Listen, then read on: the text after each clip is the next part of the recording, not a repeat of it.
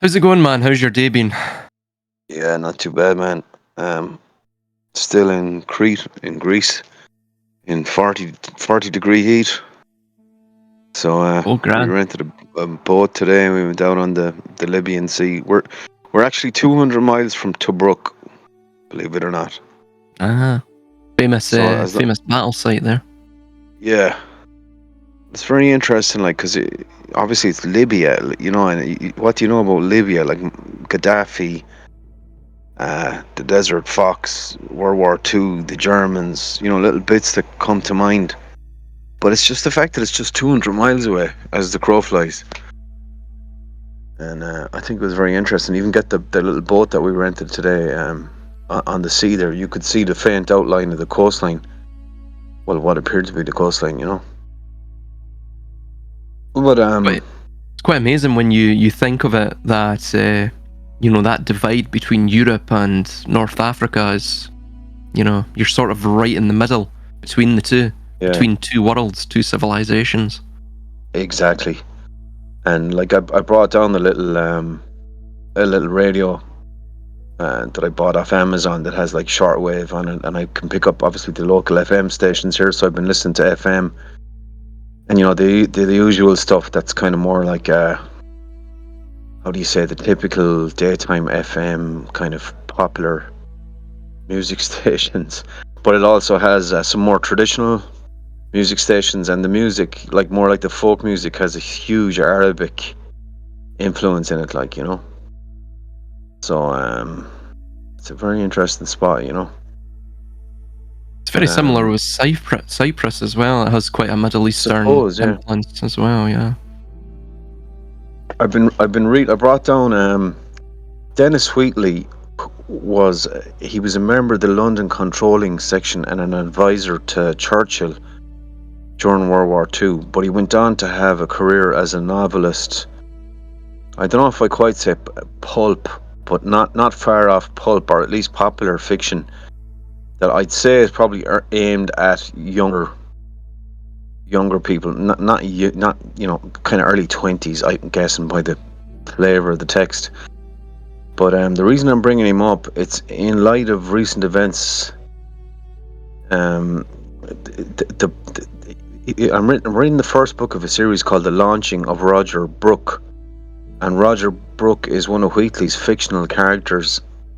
That's probably like a kind of a template, or at least an allusion to later James Bond kind of type character. But Roger Brooke is set in and around the time of the French Revolution. Roger Brooke, it would say, is a character of English stock. His father's an admiral in the Navy, and he's of noble background, and he doesn't want to join the British fleet, to spend a life on the sea. So he has a falling out with his father, and essentially he goes on the run and ends up in France. And the novel, so Wheatley's series of novels are all around Roger Brooks, heading into espionage and later become tied to senior political figures. But the reason I bring him up is it's interesting to reverse a little bit back in history to try to understand the current world and to listen to what Wheatley is writing a fiction novel, but Wheatley had the inside track with Churchill and with, I suppose, the intelligence departments of their day in around World War II. So you're getting a flavour of what was the British establishment thinking sort of in the middle of the 20th century, what was their worldview. And because they subsequently were amalgamated into the now, as we know, the modern power structure. Are you there? Yes, man. I'm still listening. Yeah. So there were, so obviously the British Empire that was morphed into the modern globalist entity controlling a power structure in the world. So I don't think that's too controversial to say that it part of the unipolarity that we now see, came about by sucking up the earlier, older power structures. One of them being Britain, or the Anglo-American Western, if you will, structure became one of the main pillars of the modern globalist structure. But Wheatley's book is interesting because he talks a lot about France. The main character is in France Yes. before the Great Terror, Robespierre and all this stuff with the French Revolution. But he depicts France as a country, as it probably was at the time, in decay, in social decay, in economic decay. And if you try to get your head around why is the current ethos the way it is in terms of the remodeling of society and man, you might get a kind of an implicit answer in Wheatley's book, because perhaps the fear is that society again would find itself back as it did at one point with the French Revolution, on the brink of collapse and rebellion. So perhaps at some point in time, up to through the course of the First and Second World Wars and thereafter, the global power structure that is, arrived at the considered opinion that something would have to be done to stop these kinds of things happening, these mass rebellions and these mass breakouts of war. So hence, this Homo Deus reordering of society along the lines of data and the technology would provide a sort of a liberation from the previous torments of society and humanity, so that they are they're patting themselves on the back as the saviors of man, rather, compared to what was. And like there's some reason, justification. You could see why they've perhaps fallen into the trap of that thinking, because as Wheatley says in his book, his fictional depictions of France in the 18th century, the peasants, the working class, I suppose, in the fields, in the agricultural areas, were in poverty essentially, and were completely beholden to an entitled upper class royalist, monarchy, aristocratic structure in the society. That were completely beholden to them, Mm-hmm. and were oppressed by them. So Second Wheatley's and novel, first estate. yeah.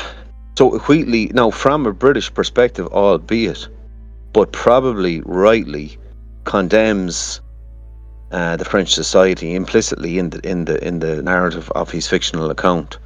And his main character, Roger Brooke, is aghast as a young man from England who has grown up in the English way. He's aghast as he walks around France to see Mm-hmm. the divide between the haves and the have-nots, and the apparent disdain, absolute disdain, that the aristocracy have for Yes. this disenfranchised, basically slave class, almost slave caste, or the peasantry, Similar, are of kind of course, to what we call now the managerialist class, and essentially, the same yeah, socioeconomic inequalities we see with that. Yeah. yes. So, like, the reason I think it's instructive is you can kind of compartmentalize, or it gives you a sort of a perspective of trying to understand the way things are in relation to the way they were, just as you say there, echoes of the managerialist relationship with the society around us today, and so on and so forth. And perhaps echo or parallels of what happened in Russia after the downfall of Tsar Nicholas, and communism being depicted as the answer to the workers' plight of disenfranchised, being put down by the moneyed orders, or the people who had the power in society, or as was the case in Northern Ireland, for example, or not just Northern Ireland, but the Irish example of the last, you could say, 300 or 400 years, that the entire nationalist movement was magnetized around these ideas, Mm-hmm. be they real or magnified, or in part, the dramatis personae were brought into the mix as well to influence things and move them in certain directions, which brings us back out into the current day and your recent comments as per the King of America, the attempted assassination of him on daytime television, Mm-hmm. and how this impacts on the American mass psyche, what is the intent of such a episode. How bold are we to suggest that aspects of it, or indeed all of it, was indeed engineered or enacted? All of it or part of it was enacted. And what evidence have we to say that? What suspicions have we to say that? Are we paranoid or reasoned to say it?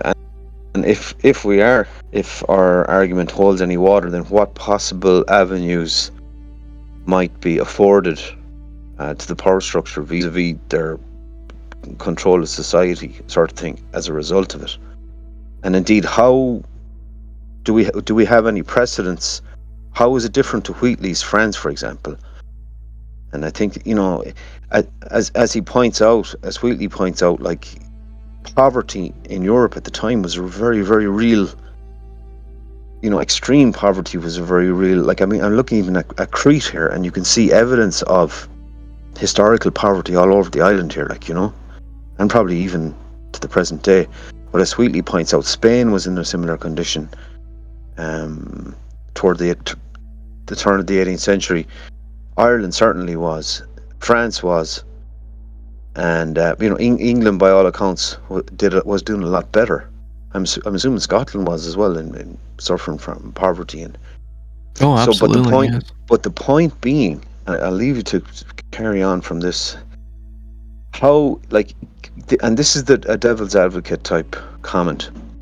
In spite of our fears, cynicisms, albeit they're well grounded, as per the current order, we're left with a kind of worrying conclusion, are we not? That mankind, generally speaking, in the modern society, is much better off in terms of economically, his general social security, and so on and so forth, than were his forebears of, shall we say, the European 18th century, for example, in the countries I just mentioned. And if he is so better off, then are not our worries allayed to some extent by the modern man's seeming kind of better conditions? He's less kind of thrust into poverty. I mean, if you get the question, I don't know if you're in a position to respond to it. And again, it's a kind of a devil's advocate question, but are we not better off, in a sense? And just to what point then should our fears be offset in that extent? In if that's true, our fears vis-a-vis the current ambitions of the power structure. No, because what they desire is not universal emancipation or universal suffrage. Especially in terms of alleviating man's poverty or man's divisive condition. So what they really desire, it seems to me, to be a very exclusive rather than universalist approach. They want an exclusive world to themselves. You're quite right. They believe that they are the wisest. And what we're discussing here, you brought us up this idea that I call rotational human farming, that empires throughout history have grown larger and larger and larger after each successive empire. And these empires themselves are totally artificial. They have been put together from the earliest points, from at least the Babylonian Empire, going forward, perhaps even the Akkadian and Sumerian empires, by the financier class. And that became rather evident with the British Empire. Of course, the French had their own imperial domain. France, actually, like what you mentioned, up to that point in the late 18th century, was going through decay. But prior to that, it had, about 100 years prior, with Louis the Sun King, they had a vast fortune, an empire one of the best militaries in Europe as well. They had vast wealth. I mean, you can see that with Versailles. In fact, the wealth that they had perhaps even dwarfed the British Empire in many regards. But it came to an end, and then what occurred? You had the Caesar figure come to the fore, the Napoleon Bonaparte, right after the sort of radical revolutionary power vacuum that was created by the Reign of Terror. Maximilian Robespierre and the rest of the Jacobin Society and the Montagards and all of this.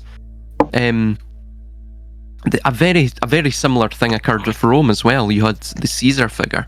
Just Rome was far more of a robust creature than the French Empire. For whatever reason, probably just the way the Latins were. They were quite adept at administration and such. Britain, the British Empire really still exists through America. They're the same civilization, really. In many ways, Britain now is actually not the Britain of old. The Britain of old actually still exists within the US in many ways. Britain now is, I mean, it's not even a shadow of its former self. It's completely gone. But what we're seeing with Trump echoes Napoleon Bonaparte, Caesar, It echoes as well Cyrus the Great. If we're to go into that angle with, he's already been likened to Cyrus the Great within Israel, funnily enough. But Cyrus the Great was another expansionist that came on the back of the defeat of, I believe, Nabonidus, the final Babylonian king, and obviously he established the Achaemenid Empire after that. But these empires have been set up by the financier class. Each have grown the geographical sphere of influence of the financier class. They have infected countries, tribes, domains. They've infected them, of course, with debt. A debt-based monetary system. Their own religion, of course. And furthermore, they've infected them with the sort of the recurring cycles of the rise and fall of empire. Because empire itself is very much an artificial state, as I've mentioned, but civilizations can last for 1,000 years or more. I mean, Babylon existed for well over I believe 1,500 years or so. So did Rome. Of course, so did a lot of the northern European tribes. They had lived on their lands, their ancestral lands, for upwards of a millennium and a half prior to the sort of civilizing hand of Rome. So yes, I mean, what I would say is that what they desire is like what we hear from the Battle of Mons Graupius. I believe it was was his name Calgacus, I believe, the Caledonian chieftain, where he mentions that Rome promises us a bountiful cornucopia, yet it gives us desert. It calls what it brings peace, but in fact it establishes a desert, So they promise prosperity and they bring you nothing but servitude, but the servitude is secure. You're secure in your servitude, right? But in many ways, security should never trump freedom. It should never trump the human spirit and the indomitability of the human spirit.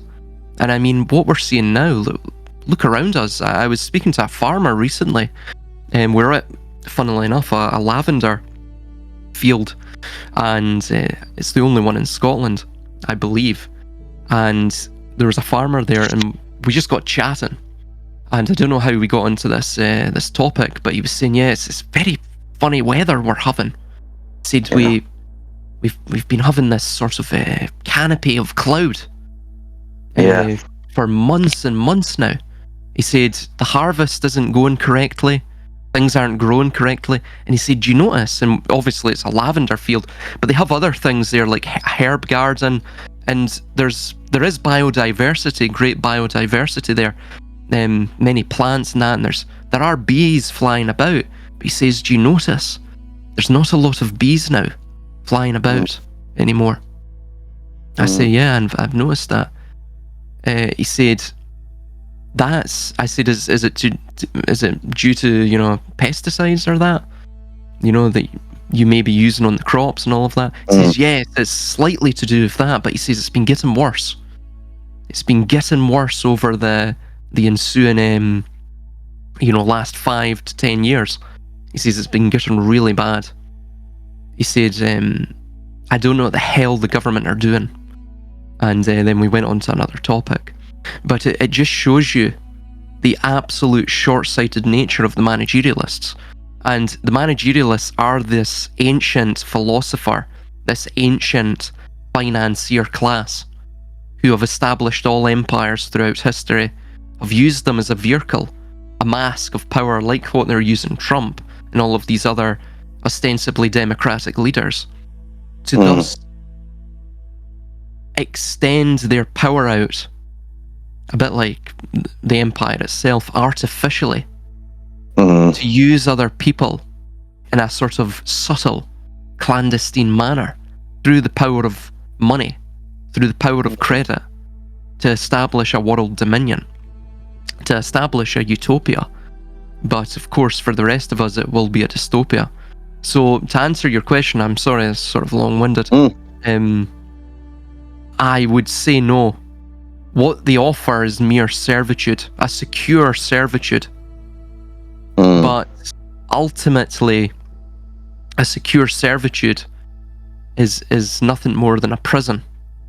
A euphemistic prison that may be more colourful than some of the prisons of old, but it's still a prison nonetheless.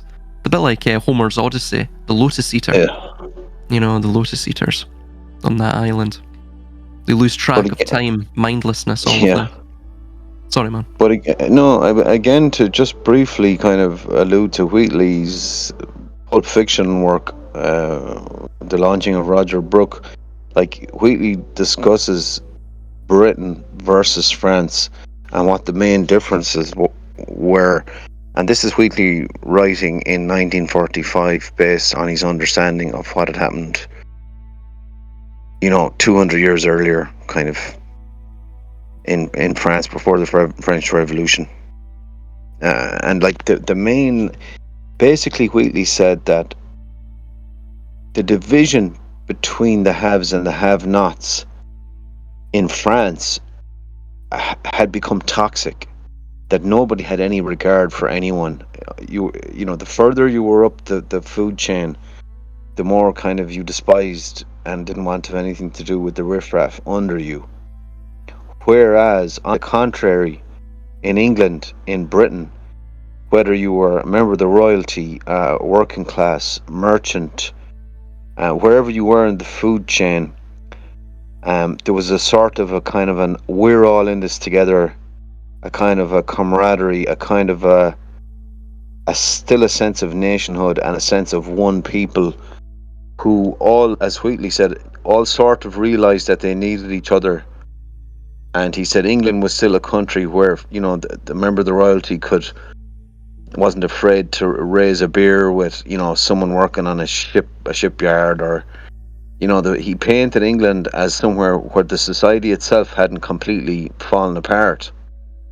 Yes. And whereas in his understanding of France, France had fallen apart, specifically because of this cancer that came into, as Wheatley says, into the monarchy and King Louis, and this kind of a rot, and a kind of the more you had your foot on someone's head, the more you were able to move up the ladder.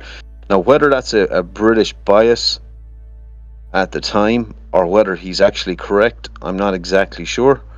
I shall give him the benefit of the doubt. obviously, from my own, from my own perspective, growing up Irish, and in relation to the Irish experience, our opinion will be biased, obviously, by that. Often, and with just cause, to the negative of the British Empire. However, I do still strongly feel that something benign and good existed at some point in Britain. Believe it or not, I believe that in the empire, in that culture, and in that sort of, in the mix of all that, there was something good, and something that could be good for society, something that was beneficial, something that was about building, something that was about an idea and a certain sensibility, and a reverence. And like I said, in spite of all of what I've seen in the Irish history experience, I still believe that was in there at the core of Britain at one point, and it was a very important part of Britain and of England. And why I bring it up is because it's intensely important to now understand that British and English imperial identity has been usurped, is the wrong word, has been what is the word, amalgamated, Mutators. I'm sure. Oh, right, Yeah, yeah. mutated and amalgamated into this other structure, this vast superstructure, globalist structure. Yes. But the question is, where do you agree that benign essence existed in Britain, and Yes. as at some point was an important part, core of the concept of imperialism? And if so, and the culture that it brought about, including its poetry, its art, its philosophy, everything. And if so, where has that gone? Or to give you a footnote to that question, can the common man hold out any hope that some aspect of that sensibility still exists, and that it might bear fruit on some level through this globalist structure? And finally, if it has died and gone, where and why? How did it die, and where has it gone? My opinion is that what we're discussing, and you see the faint glimmers of it, that this battle between, you can call it the sort of American spirit, it's not really the American spirit, it's actually the Anglo-Saxon spirit, which has, unfortunately, I believe, parted this island now, or as you said, it's been mutated, but to be honest with you, a little of it still remains. But that's what this sort of primitive form, this primitive form, this antecedent form of the managerialist state, it used that verve, that cultural verve that still existed within the Anglo-Saxon culture of England, or the Scots culture of Scotland, and of course Northern Ireland had its own amalgamation, and in terms of culture, which was, a sort of mix between Irish, Scots, and Anglo-Saxon. And then the Welsh had their sort of culture too. That culture was one that was healthy, and by that, what I mean is, for example, what you see with cultures that tend to die quickly, what the way their hierarchies are set up. Like, let's take for example the Parisian nobility during the 18th century France, right? The nobility they didn't really come into contact with the peasantry. So I'm not saying it was, that Marie Antoinette actually said something along those lines, but she might as well have said that, because the feelings in France were as such that they saw that the nobility were so out of touch that, of course, the propagandists, the external propagandists who fomented the French Revolution, only needed to play upon those feelings of the mistrust of throughout the society, but especially between the peasantry, as they saw the out of touch nobility.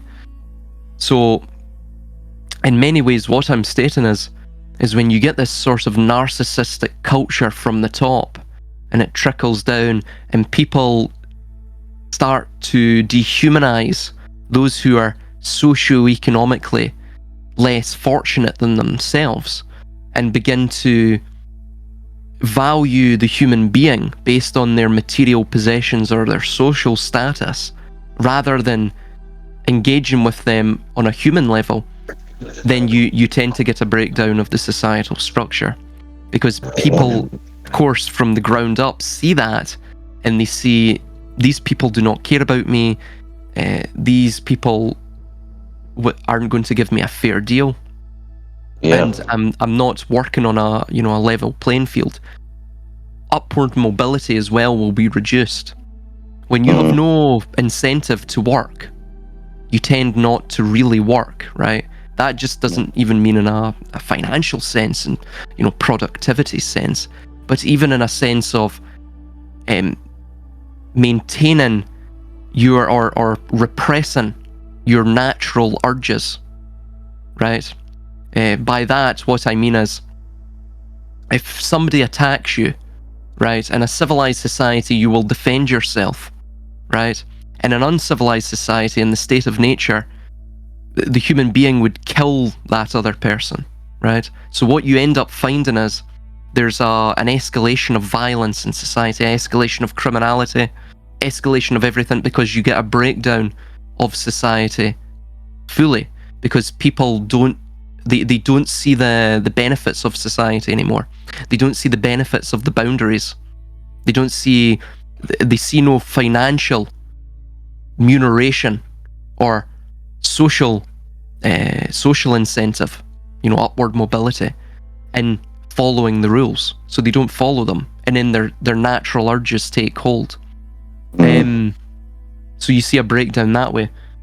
In terms of the Anglo-Saxon culture that really destroyed, it was still there with the Napoleonic wars. It was throughout, still there. It was all the way up to, say, just after the Second World War, maybe even the First World War. You still had the nobility, or even the lesser nobility, interacting on the front line. They were going through the same thing as the same sort of ordeal as the Tommy on the front line.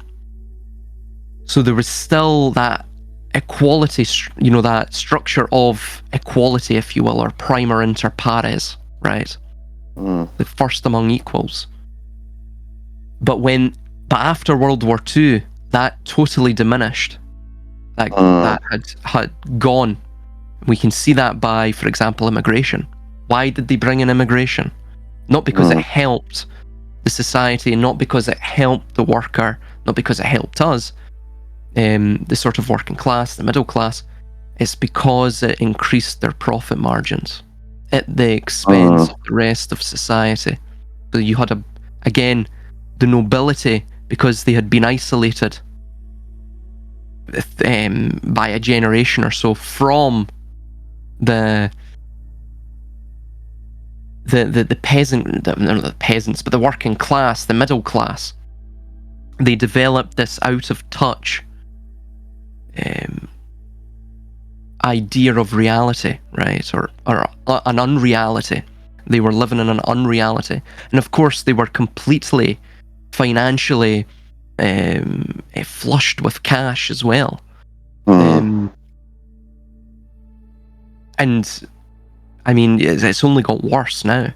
It's only got worse, where it's got to the point now where you see, for example, throughout society, you have throughout the West, you have public-private partnerships that they rule the day. You have sort of a cartel-like structure of not just hostile takeovers, but corporate mergers on a grand scale. And what this has done is it has negatively incentivized or perversely incentivized these companies to not put the customer's level of service and the products that they're making at the top of their priority list. It's put it's sort of transferred the priority to the stakeholder, to the government.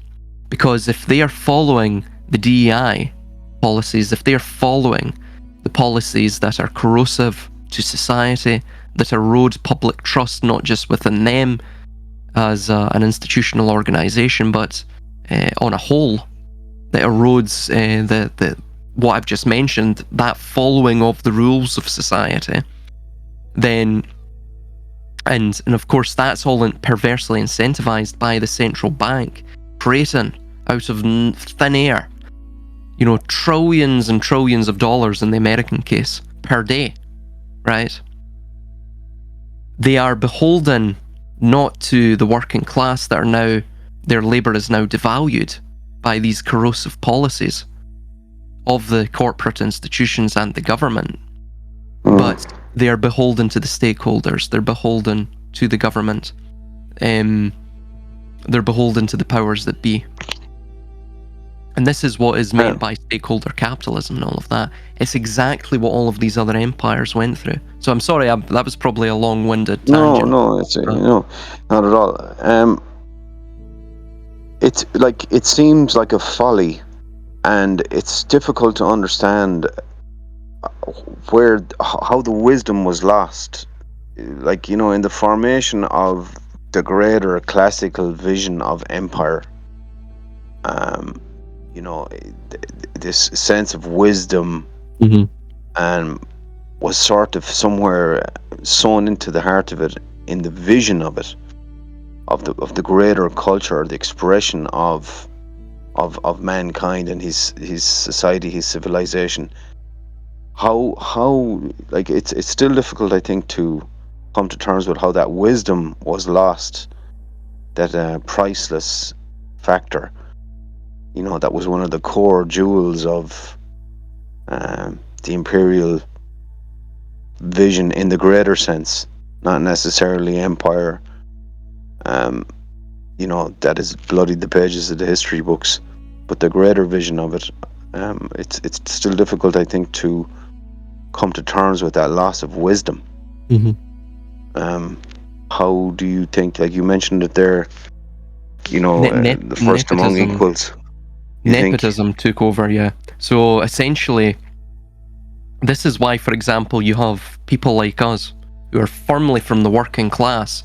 We value knowledge more, and we've, we're autodidacts, if you will. We are self-educated, right? We value knowledge and preserving knowledge and utilizing knowledge and a way for, in a manner that's for the societal good, or we would hope so, more than those who have access through, through favoritism, let's be honest, through nepotism, where they were born, than those people. And those people are the decision makers. That's the problem. So this is all nepotism. They're they're given by right of their birth the best, and of course who they know. They're given the best education possible. But the problem is, they're given a free pass through those educational institutions, and they damn well know they're going to daddy's going to get them the job anyway, whether they get the grades, through hard work or through bribery. Doesn't matter. So what ends up happening is, you get from the top to the bottom, you get a criminal, fraudulent system that is based upon laziness. It's based upon a disdain for taking the right and the good and the true path, and it has a disdain for those who work hard. That's why they have a disdain for us. So you have what one could call a dysgenic culture, a dysgenic society, and that metastasizes to the point where the working class and the middle class, of course, if the ruling class don't try and kill them all off through God knows what means, they will turn on the ruling class and they will violently restructure the society.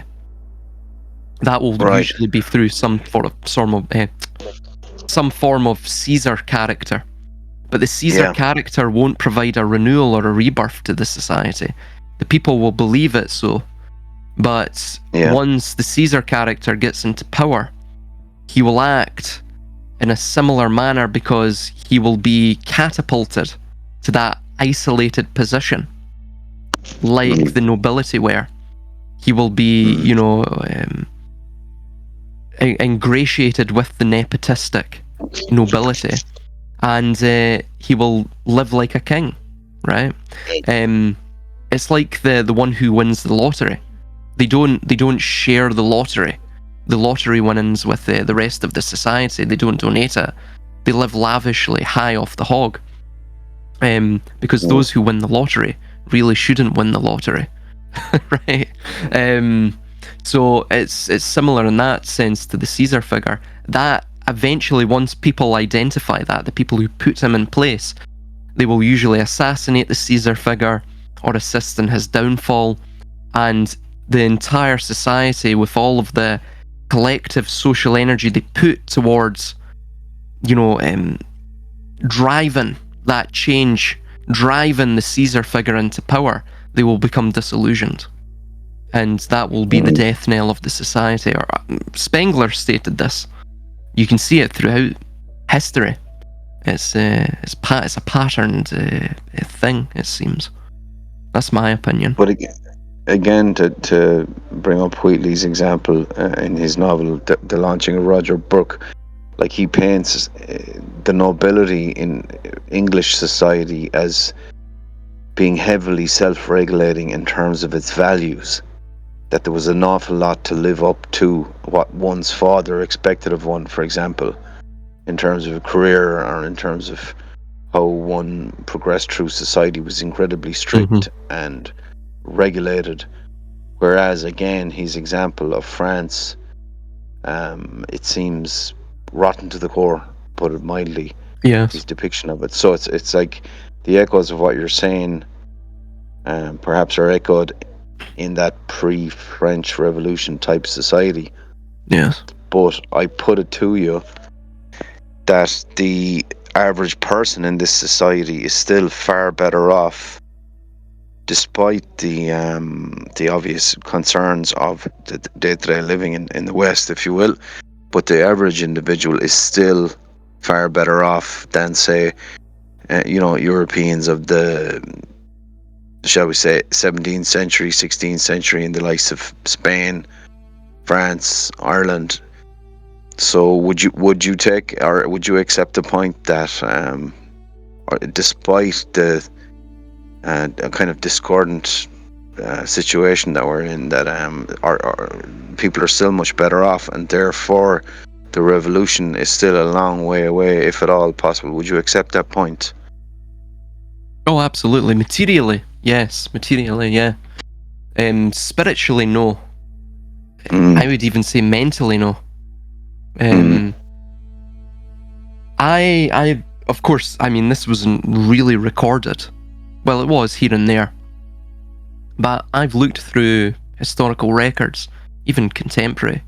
And by contemporary, I mean in the last, 500 years, since the sort of onset of the domination of European civilization, with the advent of gunpowder, the age of discovery, all of this. We are the most, at this point, we are the most mentally unwell generation of any Western generation. In fact, I would go as far to say, of any generation whatsoever throughout history, at least recorded history, or since the Common Era. So I think that it's not that it will cause a revolution per se, but what it will cause is a mass resignation. Not even, well, it will translate into a physical sense, but it will be something subtle. It will be a covert, a resignation within the hearts of people, that the fire that was there will be gone. They will become disillusioned with the entire system. I think once this once this Trump thing peters out, once he no longer lives up to the sort of Caesar, you know, the characteristics of the Caesar, when people realizes he doesn't really care about the US, not as much as he cares about other countries, should we say, then I think disillusionment will set into the society. It already has, really. There's a lot of people that, you know, like ourselves, that understand the political system, the quote democratic systems of the West to be nothing but, you know, an oligarchy in disguise. So I think once that really sets in and hits the middle class, because the middle class are being eroded right now financially speaking, and the cost of living crisis can only get worse from this point onwards. Yes, it's not coming anytime soon. We're still in the beginning stages of it. This is why they're attempting to reconfigure society, reconfigure it into a homeostatic system that is, you know, under the purview of algorithm, is under the purview of AI and all of these other control measures, and of course it is completely reconfigured within a systemic sense, where the demography itself is replaced with a far more easily manageable demography, or you know, of course as well there's an economic side to that too, in terms of resources, the unfunded liabilities and such. They need to get rid of the pensions and all of this. But yeah, sorry, I don't know if that answers your question. I think in terms of the English nobility, I think they were self-regulating, at least in the early 19th century. I think it began to diminish.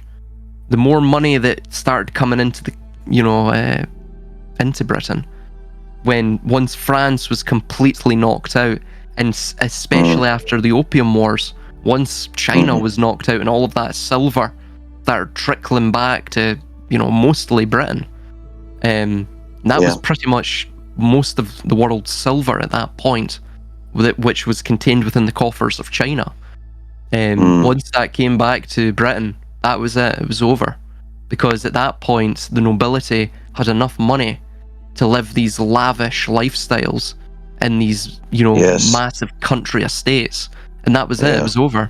They could live these like how the Parisian elite were living, you know, the French elite. Well, it's interesting that you make the point, because again, back to Wheatley's novel, he paints a picture of British society in the nobility as being very fraught with their position vis-a-vis the various conflicts in the West Indies, or what was happening with Holland and the Dutch, or what was happening in the various wars for scraps of ground, or, you know, in America or Canada or wherever it was. So like in the picture he paints a picture of a Britain that very much was surrounded by predators, and it was empire was a precarious position that had to be maintained at all costs. Whereas I think the picture you've just painted is a sort of a an apex predator that arrives. You know, it's almost like a post-empire, because there is no empire as such with no boundaries. So it's not, you know what I mean.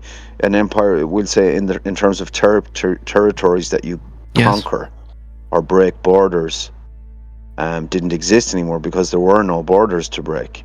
There was not necessarily an enemy as such. So as you kind of illustrate there in your point, one becomes fat then, and the breakdown of the old order was actually built by the enemy, and the precarious position of competition that had to be maintained vis-a-vis one's imperial competitors, namely, as you say, France, Germany, and Spain, all of whom were, as you say, knocked out by 1945. so there was nobody else. So it does point to, the old adage, hard times make, good Absolutely. people, and whatever Yeah. way it turns around, that they ended up fat on the fat Yeah. of the land and lazy, and had lost the wherewithal for the order, which had got them into that position. It's like Ironically. the lion in the savannah. If it has no competition around it, no other alpha males around it, Yeah. vying for, control of the pride, then eventually it will become fat, it will become lazy, and like Yeah. we see with the evolution of the lion, they largely have. It's the females that typically hunt. But it will become so fat and lazy, it will just simply die, because life is adaptation, life is movement, life is Yes. Yeah. you need that Yeah. force, you need that hero and enemy, Yeah. you need to play the ordo ab chaos, you need to play off the Yeah. forces to thus create the synthesis. If you have none of that, it's over. Because, like what I'm stating, you become fat, lazy. This is why they know this. The people Yeah. that have set up all of these artificial empires through history use the host to thus expand their sphere of influence to the point now where they've set up the UN, they've got everything ready for the final stages of the managerialist revolution, and they're going to set up, their sort of Ben Salem, their new Atlantis, their new Jerusalem, whatever. Yeah. They damn well know that they have to get rid of pretty much every other nation on planet Earth. All other cultures must go. All other really ethnicities must go.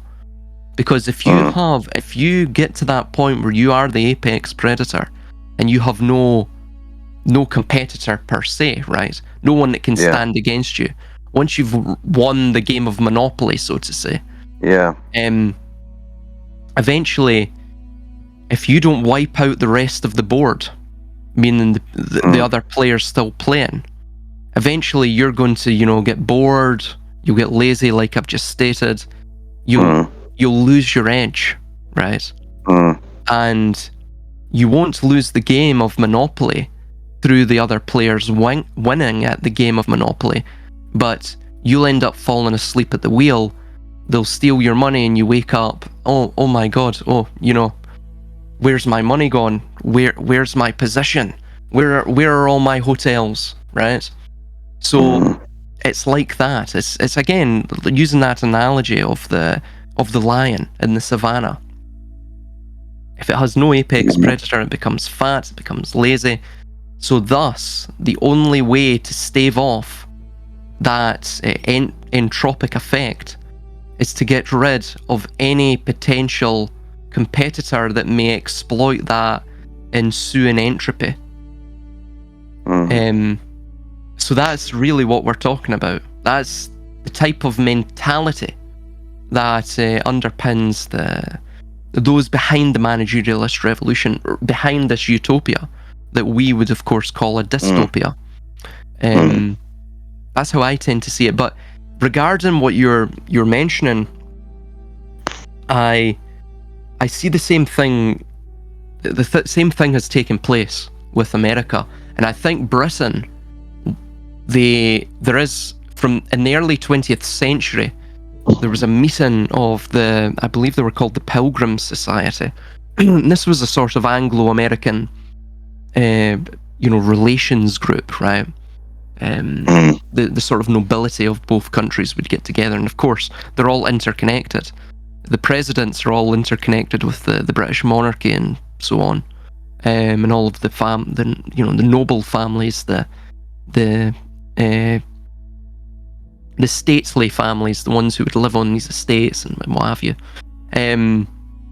But in the early 20th century, there was a speech given by one of the, I think it was Lord Salisbury, I forget who. But anyway, they were heavily involved in decolonization later on in the 20th century, but they stated that we're passing the torch to America.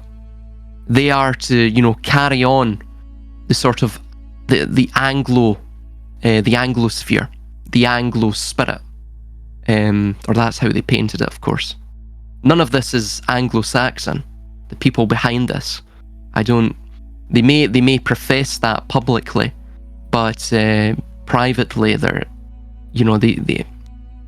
there's something entirely different that motivates them, ideologically and probably even ethno-religiously.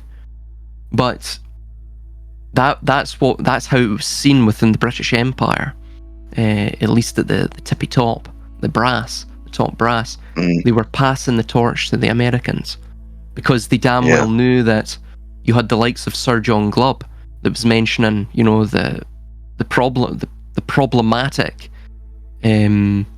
sinews of empire, right? When empire goes on for too long. So that's what we saw of Britain. They decolonized. But the problem is, you can't get rid of the wealth of the empire, the abundance, the luxury, the cornucopia, right? that you've harvested from the entire world. And that still persists throughout the political and establishment class. So therefore, you still get the problem of empire without having the empire itself. You still get the problem of, for example, most notably, the nobility grow fat. They still grow lazy, but they have less of the world to directly control. Of course, they still control it somewhat from the City of London, but I'll let you jump in, man. Sorry, I've gone on a long-winded tirade there.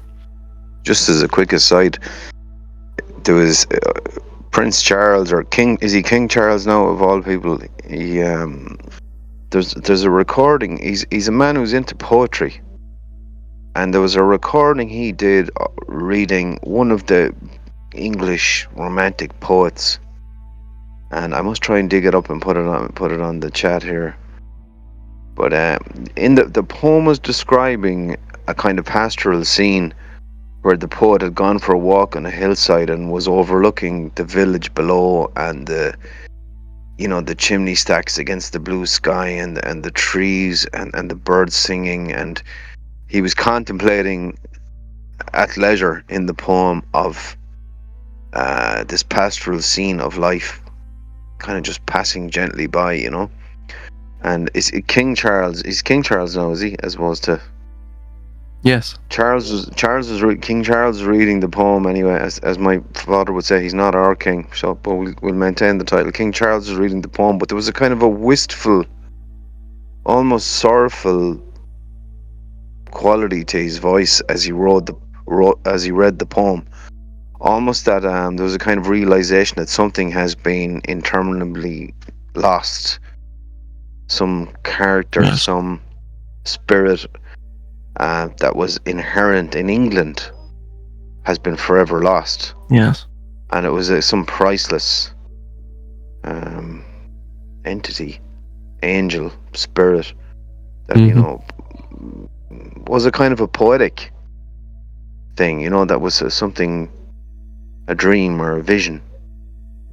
But I had the strong sense that there was a sense of regret in his voice, Not that I'm any fan as such of the monarchy or even any critic of them either. But even recently there was a footage of him. I was watching something on YouTube, and I think there was something to do with camping, and some people were mountain biking through the Balmoral estate. Saw that, yes, yeah. Did you see that? And lo and behold, who did they meet? Only himself, Charles, King Charles. And he's just going for a solitary walk. Obviously his security detail are probably watching him from not too far. But he just struck me as that character that walking through the English countryside alone, the king alone, just searching for something that he had been entrusted with. That was the heart of England had itself been lost. And England woke up one day and realized that she had lost her heart, and it had slipped away in an instant. And it was it is a great tragedy. in the middle of all this, that something like that I think only a poet can encapsulate really the enormity of that, of something so immeasurable and priceless being lost. But I think that's where we're at, not just with England, with many of the former great nations of the old world. I'm in the heart of one as I speak to you. I'm in Greece, where I think probably there is a similar Oh yeah, feeling here, it's, But it's a anyway, total loss. Yeah, yeah, and Ireland, of course, this kind yeah, of a synthetic kind of, as you say, as the gentleman you were speaking to, he says these clouds that seem to hover there for weeks on end in the sky. yeah. They don't seem to push away. It's like, I think everyone can kind of feel it, like in some subtle way, and Yes, you can't get away from it. Even in the no, natural world, it's like yes, yes, a sort of terraforming, an yeah, assimilation from at the deepest root. It's yeah, attempting to assimilate you. You feel it. It's something very. yeah, It's very insidious. It's an insidious yes, infection. I was just really quickly. I was running up the Lomond Hills yesterday, and just running all over it. Really, I quite like the route, and that's near a place I grew up at, actually, called Kinross. It's a very beautiful place near Loch Leven. Mary Queen of Scots stayed there at the castle on the in the middle of the loch, and we're at the lavender fields and all of that. So went for a run. It's not a hike. I run it, and you can there's cairns up there, burial mounds that they believe or estimate that they go back to the Neolithic period, 4000 to 700 BC or something. Ancient, and you're just thinking you're up those hills and you're trying to tap into something, that energy of your ancestors, those people that came before you, who walked that path, walked up the mountain to meet the gods, who walked the same path perhaps you were walking. It's well trodden, and they were. It might have been a sacred thing for them to do this, and I was going up it, and there was nobody there. It was just me, because it was really, pissing with rain, right? It literally pouring down. The heavens opened up, and I was going up there, and I felt nothing. It was quite sad. I usually do feel something up there, but I felt absolutely nothing. And they'd actually I don't know why, but the cairns aren't even there anymore. Neither is the triangulation point, the Ordnance Survey point, which is the peak next to it. So the cairns aren't even there. They've just took them away. And it's almost like they've ripped something that's totally intangible, but it's something that's deeply, deeply felt, and that's gone. Yeah. And it just feels like it's gone. And everywhere you look around you, and everything's becoming artificial, synthetic. I mean, you have people now. You see it. People that aren't even clearly don't hail from these islands, and I'm not xenophobic in any way, but you know, with the population trajectory, that I feel like King Kong. I'm not in that sense, but I feel like I'm the last of my line. Yeah. And you're going to, like King Kong in that movie, you're going to the graveyard of your ancestors, and you're reminded every day of the looming shadow of death. Not of just you as a physical being, but the very spirit that encapsulates you, and you are the last nodal structure of.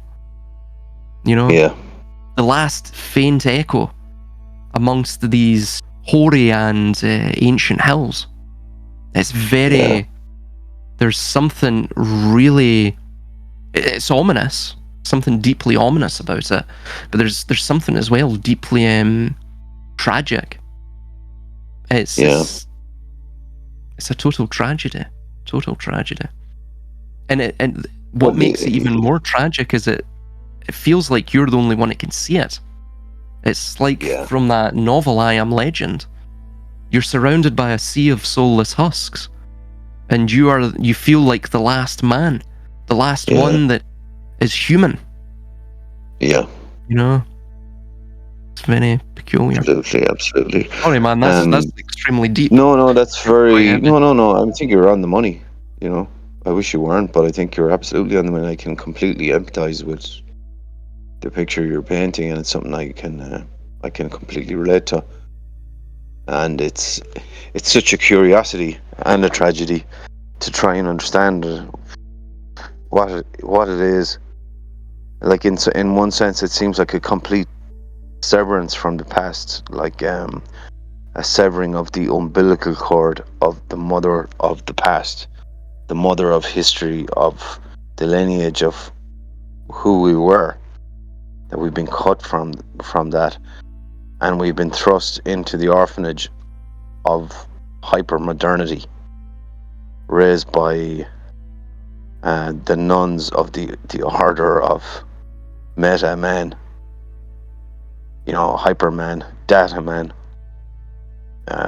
homo deus, his disciples. They run the orphanage of modernity, and they've shut the doors firmly behind us and told us that history no longer exists. You're now a product of the new normal, We're all orphans in the grey world. And but even similarly here, walking around these ruins, which are scattered quite profusely around the countryside here in Crete, in the island of Crete. And again, you're getting glimpses of a lost world. What happened? These places, these old villages, these archaeological sites that are left with recumbent pillars, like it looks like a scene from a poem. Sunlight on a broken column, like literally in front of you. You see literally the columns hewn by hand from a single piece of rock, recumbent on the sand, on the like desert sand. And you're like, oh my God, there's the somebody's old civilization that collapsed. And perhaps here we are,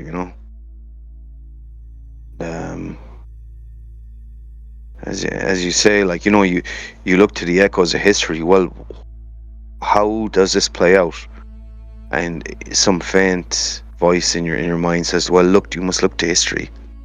So you look back to the French Revolution, for example, which we spoke about, when there was such a need for bread and a hatred for the nobility as it was, and the royalty. But when they knew who the royalty were, and they knew who the nobility were, and they had no bread, so they resorted to violent and destructive means to remove that system.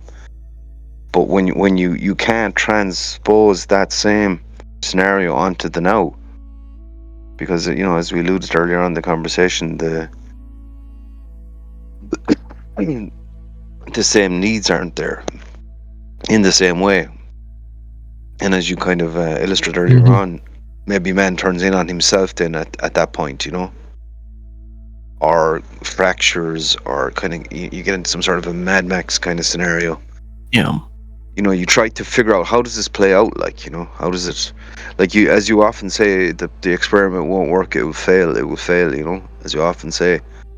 But like, how and where, what does the failure look like, in 50 years or 150 years?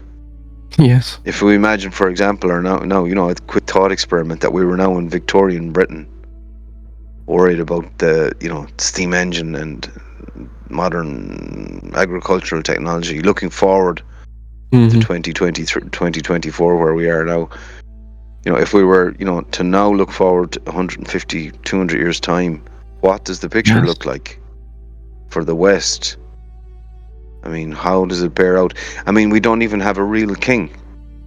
We've been wheeled out these circus clowns in place of the king. You know, they're like human advertising campaigns designed to absorb political energy. The likes of Oh, Trump, absolutely. etc. Yeah. They're not even real in any People sense. they want to return to that natural feeling, that natural culture that I've just mentioned there. That's that thing which is spiritual, but they provide them these false, like what you're mentioning, these false flames which they go towards like moths. So these are, for example, ideology. It could be political figures such as, Trump, these controlled figures. It could also be religion. Most of the time it is religions. You won't really get anything from, especially in the Northern Hemisphere, from a religion whose principles derived from the Middle East. It's you can't really find anything from there. Even in its sort of Europeanized form. Not the figures there. There are elements within Christ, of course, that are completely universal. And those are the good things. But we've lost our religion, our ancient faith. We've lost our spirituality. We've lost our culture.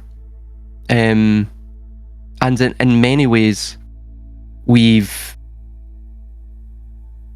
all of it's been replaced by something that's plastic, by something that's completely, undeniably grey. And it's like what you're mentioning. We live in an orphanage. We live in an orphanage in this world. But I wanted to bring up regarding Trump. What are your opinions upon that? How do you see this playing out? Well, I was going to kind of counter what your question just now with another question earlier on, but I parked it. And you see, the question essentially was like, how much do you see the Trump thing as a chapter in a narrative rather than a footnote? Or to try and put the question differently, how much weight do you put on the Trump thing, or for that matter, any given narrative that we're presented with, from the power structure on a given day? So, like, how do you see that it is of any relevance to anything, or contrary to that, how can you evaluate whether it has a serious impact on the trajectory of an impending narrative? As you hint at often in your discourse, you hint often that something like this, this Trump assassination thing, or whatever further outcomes are playing into a bigger trajectory narrative, which may include some sort of I don't know, what would you call it? I don't want to say a doomsday scenario, but some sort of some bigger An event. eschatology. Yeah. Exactly. Yeah. And you hinted at that quite.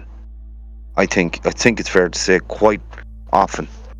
And yes, absolutely. I mean, you seem to be, as the fella says, you've kind of bought.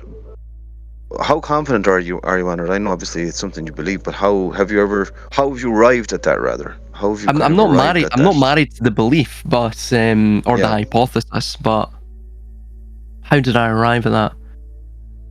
Well, it's based on logic. How would I, if I had power, and I had power that was concealed and exerted through, the artificial medium of credit and fiat credit at that, how would I maintain that system, upgrade that system, evolve that system into something that was homeostatic.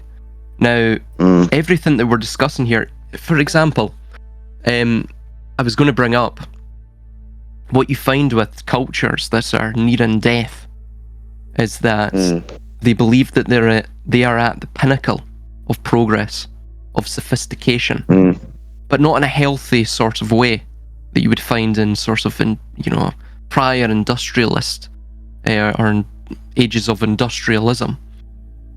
It becomes very sophisticated, but sophisticated in pursuing virtues that are self-destructive and things such as that, or what are seen as virtues and are actually vices. But anyway, you see the same thing with the euphoria of death. So the way I view the world is that the macrocosm and microcosm intercede, right? So they're intercedent with one another. So the way we progress through life, from our spring to our summer, the apex of our life, and then through into the twilight and then into the winter of death, we then go through that euphoria where we try to relive everything. Every moment flashes at us through the lens of this euphoria prior to the onset of death of the body. We do the same thing within civilization. When we reach that point of near collapse, death, we go through a euphoria. All of that which made us good flashes before our eyes, but it doesn't flash before our eyes in a sort of tangible, material sense and meaning in a sense that is real, is tangible as to how it was when it was first discovered, or when that moment within our culture's history had thus, came to be. It becomes it's like vapid, phantasmal. They view it through the lens of, a wishy-washy lens per se, right? So for example, in terms of women's suffrage, in terms of equality, in terms of the rights of man, all of that is essentially a devolution, a wishy-washy, phantasmal view of what we found, of what was apparent within the Anglo-Saxon and his hearth, and that his home is his castle, and property rights, and all of this. So all of this has been substituted for a phantasmal view of that within the death, the onset of the death of the culture. So again, what we find within the microcosm, our body, is also present in the macrocosm of the culture or the civilization. So in that sense, the only way for them to stop this homeostasis, engender this homeostasis, to get to immortality, which is the pursuit, it is the crusade, the holy grail of all men who have everything they've ever wanted. But the only thing that stands between them, the only unconquerable enemy, is that enemy that is immaterial, it's that enemy that's inherent to them, it's that enemy of death. They will always push for immortality. And like Faust, like the Faustian bargain, they will always bring forth their own death, ironically, from it.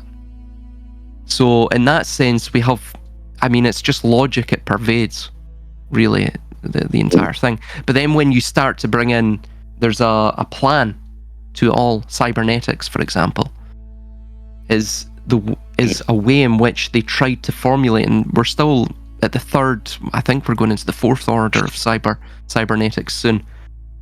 They're trying to formulate through mathematics, through logic, through logical processes and all of that, a way in which to bring about immortality, not just within themselves, but also within the human society as a whole. That obviously precedes cybernetics. It goes all the way into the mystery schools, and the way in which they viewed death, the way in which they viewed the metaphysics of everything. You can see that crop up within their rituals, their rites, their doctrine, and no ritual is more notable than that of the death and resurrection ritual. Yeah. Where they understood that the balance between order and chaos, the union of opposites, how to bring that about, how to maintain societies, how to maintain the continuity of agendas multi-generationally, multi-civilizationally, all of this. Alchemy is another example of that. Yeah. And then fast forward into today, you have cybernetics still, but you have the likes of psychological warfare. You have the likes of what they're doing in Davos. You have the likes of the managerialist theory, the managerialist revolution. All of this, it all ties into really what they desire, which is, ultimately, from a logical standpoint, what all of technology, what all of human development endeavor has been working towards, which is essentially conquering death. That's it. But like what Goethe mentioned, Wolfgang Goethe, I believe in the 17th century, it might have been the 18th, where he mentioned in his work, I believe it was called Dr. Faust, was it? Or Faust. He mentions, in a sort of literary fictional sense, what was present within Genesis. That idea, I believe in Genesis 3 or 4, where Yahweh Elohim, or just Elohim, drove man and obviously Eve as well, woman, out of the garden because they understood, they had knowledge of the duality, of the opposites, of the coincidentia oppositorum, right? And that if they had eaten from the tree of life as well, if they were able to pursue immortality, then they would become like the gods. They would become like the keeper of the garden. That can't happen if we are to maintain the keeper of the garden, the force that maintains this world and potentially the cosmos, that principle. If we are to become like that principle, then in our state, what destruction we could wrought across the entirety of the cosmos. So I think this Faustian bargain, that us attempting to conquer our own death, consequentially brings about our own death in an ironic sense. I think that is the failsafe which underpins the cosmos. I think we've been at this position before. Our very nature leads us to that. If we had everything, all the power was centralized unto ourselves. When the only horizon left to conquer is death, then you're going to pursue that. Why would you want to give up all the power, all the wealth, give up youth? It makes logical sense. That's where they're wanting to go. In terms of the utopia, the depopulation, that's just based on pure logic. So, from a strategic standpoint, like what I mentioned, if you know entropy is an extant force within the cosmos, and it can only be mitigated through the death and renewal ritual per se, right? Through setting up an empire, then collapsing that empire via a conqueror that you fund, right? And you either literally or figuratively open the gates for that said conqueror. And then that conqueror establishes an empire. And then you get someone else who conquers them, and then you build your sphere of influence in a sort of covert manner through financing these artificial empires to work at your behest through subtle means and through credit. Then when you get to the point where you've conquered the entire face of the world, the face of the earth is under your dominion, under your domain, part of your estate, then eventually the crusade will be over. The holy war will be over against the rest of the world. And the generations that precede you will become fat, they will become lazy, because the ethical will no longer stand. You don't have the crusade, the holy war, if you will, binding them to your will, to your cause, to doing what, to pursuing your ethics, to pursuing what you desire, to pursuing, to maintaining the estate, the dominion over the world. Therefore, the only way to ensure that there is no that entropy cannot be exploited by potential upstarts or competitors against you once the world dominion comes in is by getting rid of every competitor. And that's what we see throughout the managerialist world. That mirrors it. What we see is mergers, a system of monopolization, a oligopoly, meaning market-wide monopolies, and not just market-wide monopolies, but multiple market-wide monopolies over, a multiplicity of industries. So you have this cartel-like structure. Competition to them is a sin. That's like in any business. Once you get enough market share, you end up I'll give you an example, just a local example.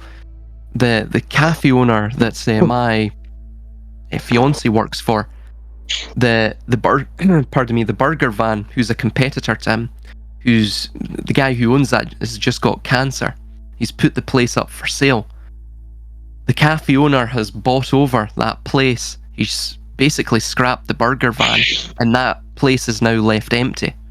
So the offices around him have to go to that cafe, to his cafe. And what has he done now? He's upped all the prices. So they either go to him, or they have to walk another 20 minutes to the shopping centre to get food, to get their lunch. So at that point, he's become a monopolist, right? All business owners become monopolists after some time. So it's just the way humans work. The way humans work when they lack moral integrity, when they lack ethics, and they're given power, they're given nepotism. They believe that they're born into, a destiny, that they are a man of destiny. It's just, it's how the psychology of power works. So that's that. I hope that answers the question.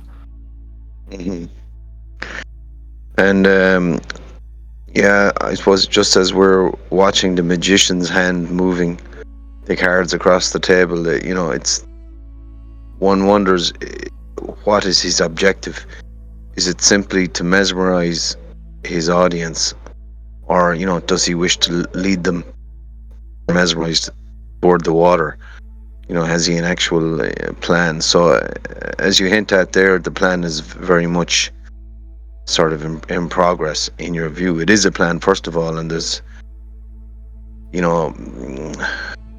there are node objectives on the screen that have to be hit in chapter form, and someone, as we look at these, like it feels that we're presented with fake narrative after fake contrived synthetic narrative.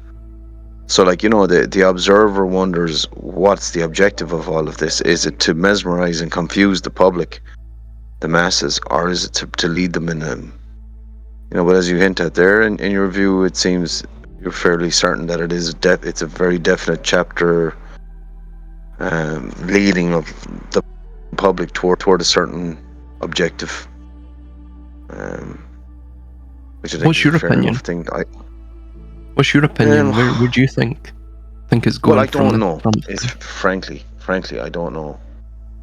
I don't know. I mean, very earlier on in our conversations, I remember we used to say, "Well, we hope we're wrong." You know, the worst we can be is wrong. You know, because we'd formulate something and it'd be like, "Yeah, well, we might be wrong." So you always had that lean on that you could, there'd be some dastardly uh, projection in your mind of the way apparently things were moving, and you could, you could commiserate yourself with the idea that maybe you're not correct.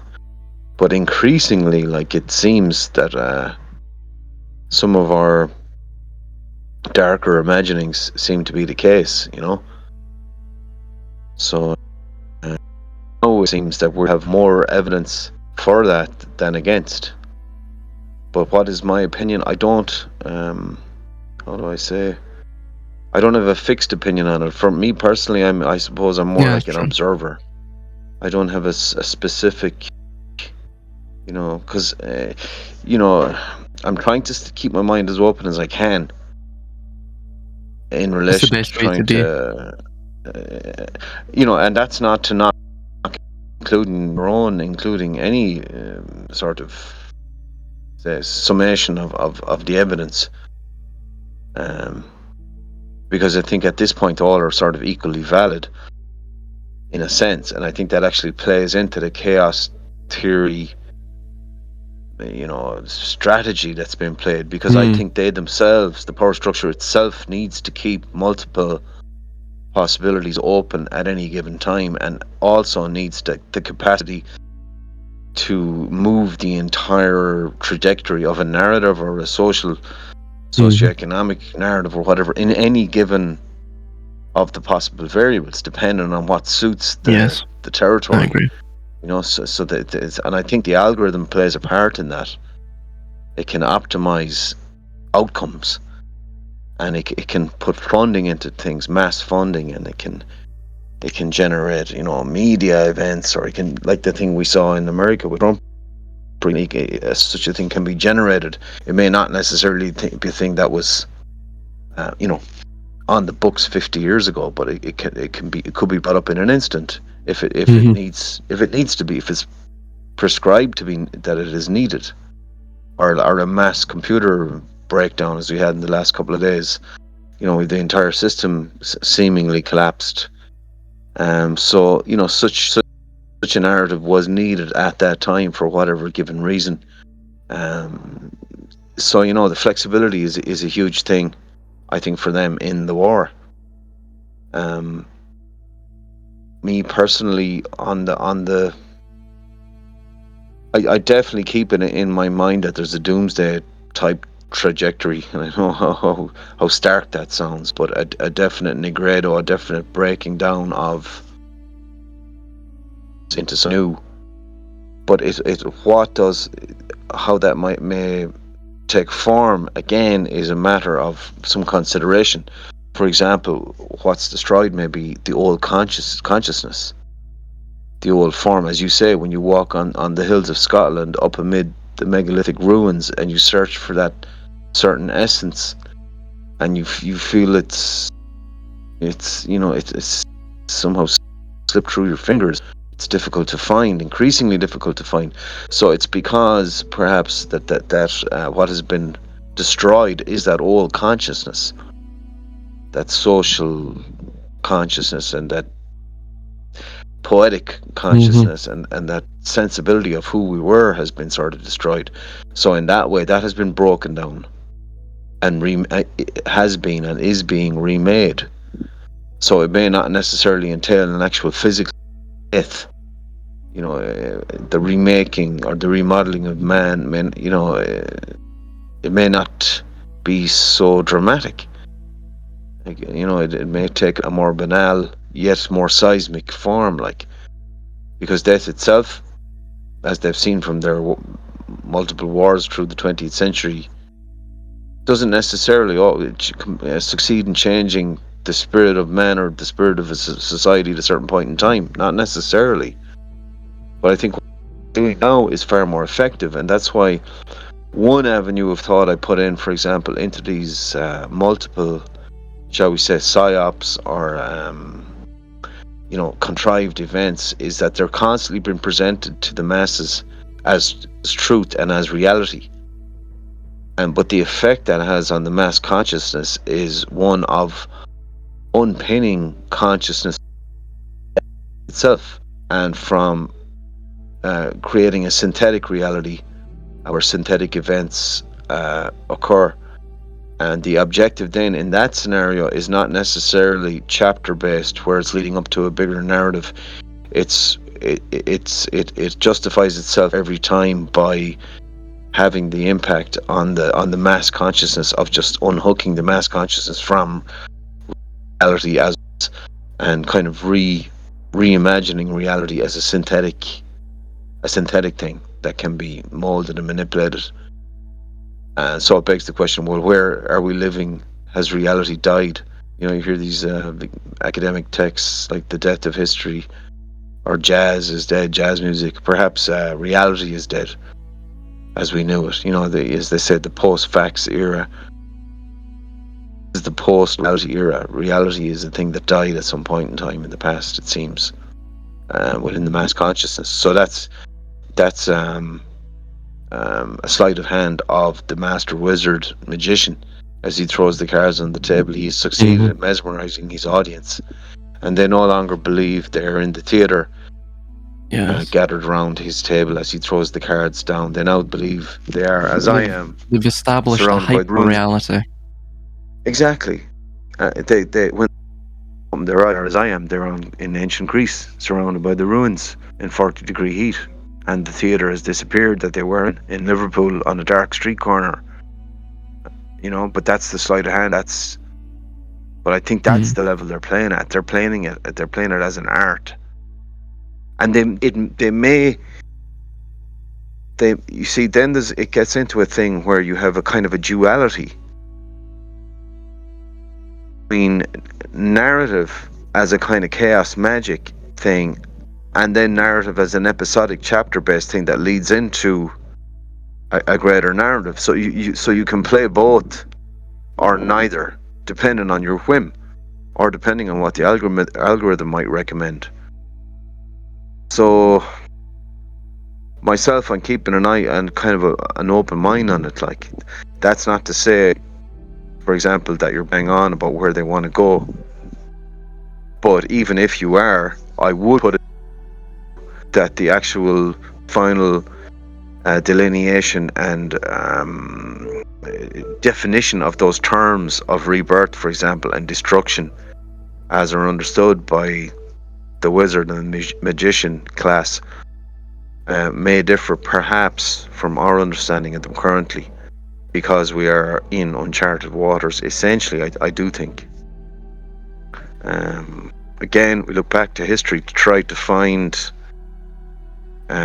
templates to try to understand this current time, and for me at the moment it's a little bit frustrating because I cannot seem to find a template that I can adequately use to frame the evidence and the data that seems to be in front of us at this time, mainly due to the technology and data itself and unipolarity in terms of a globalist empire that seemingly has no natural.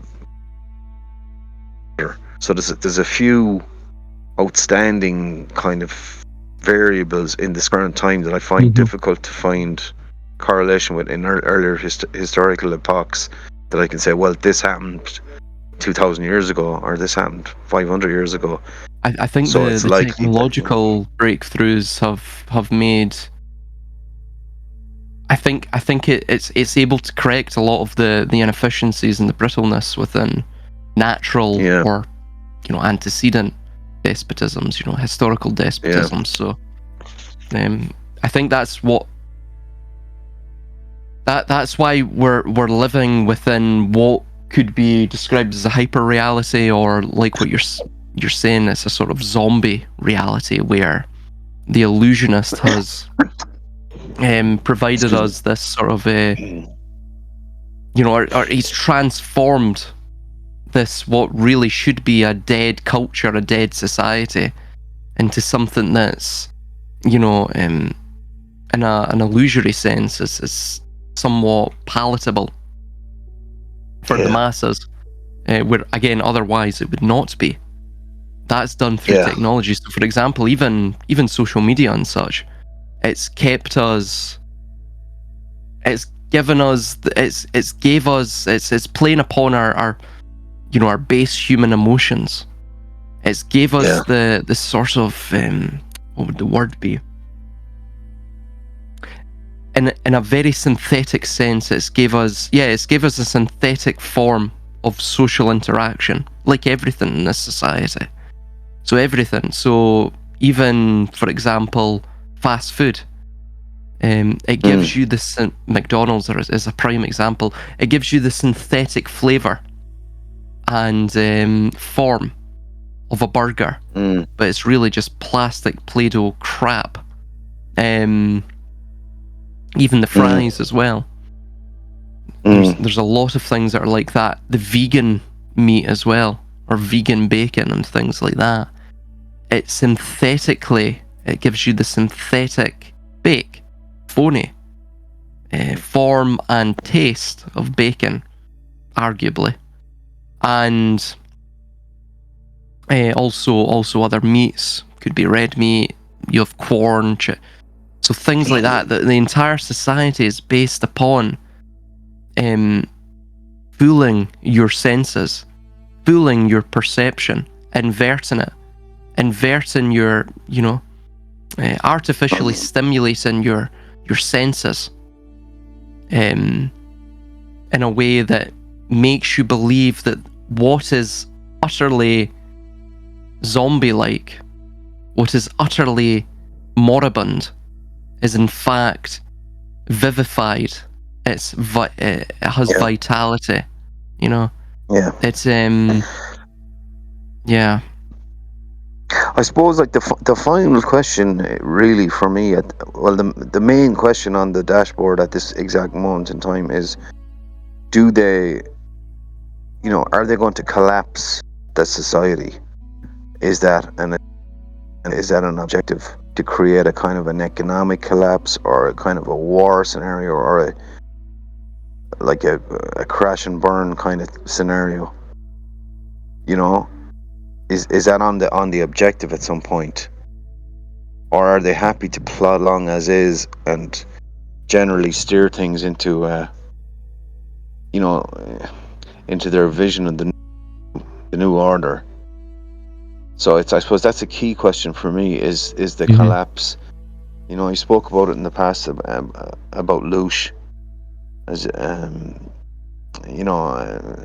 harvesting human energy.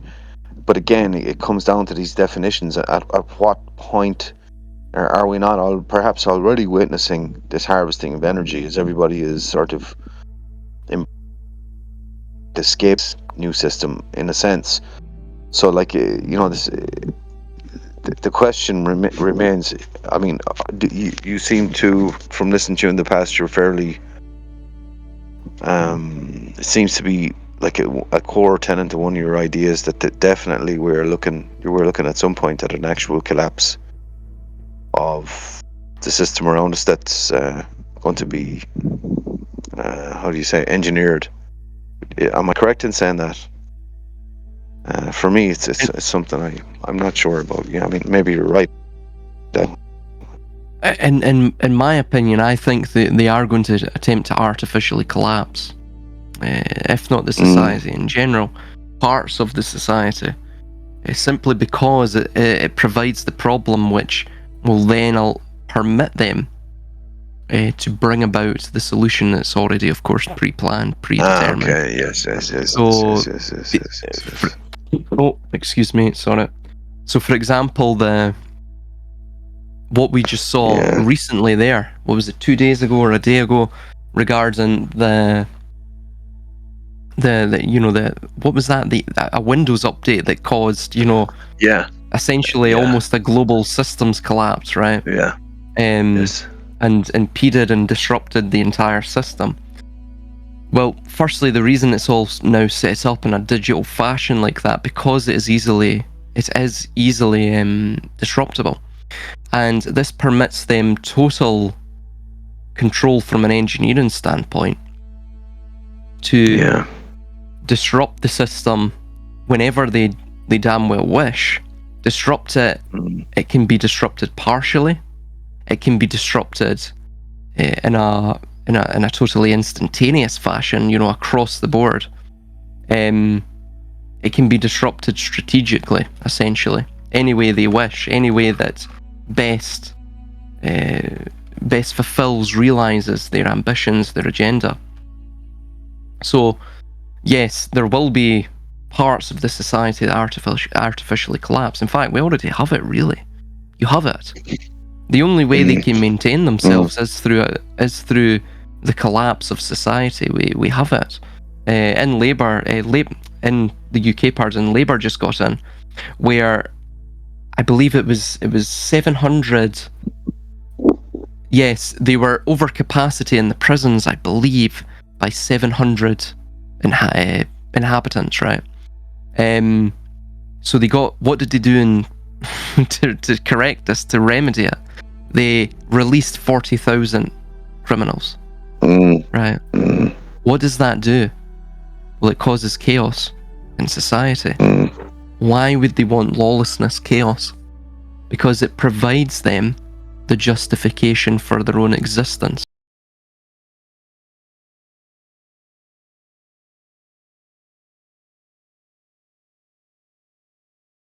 Management of disrepair, the government has.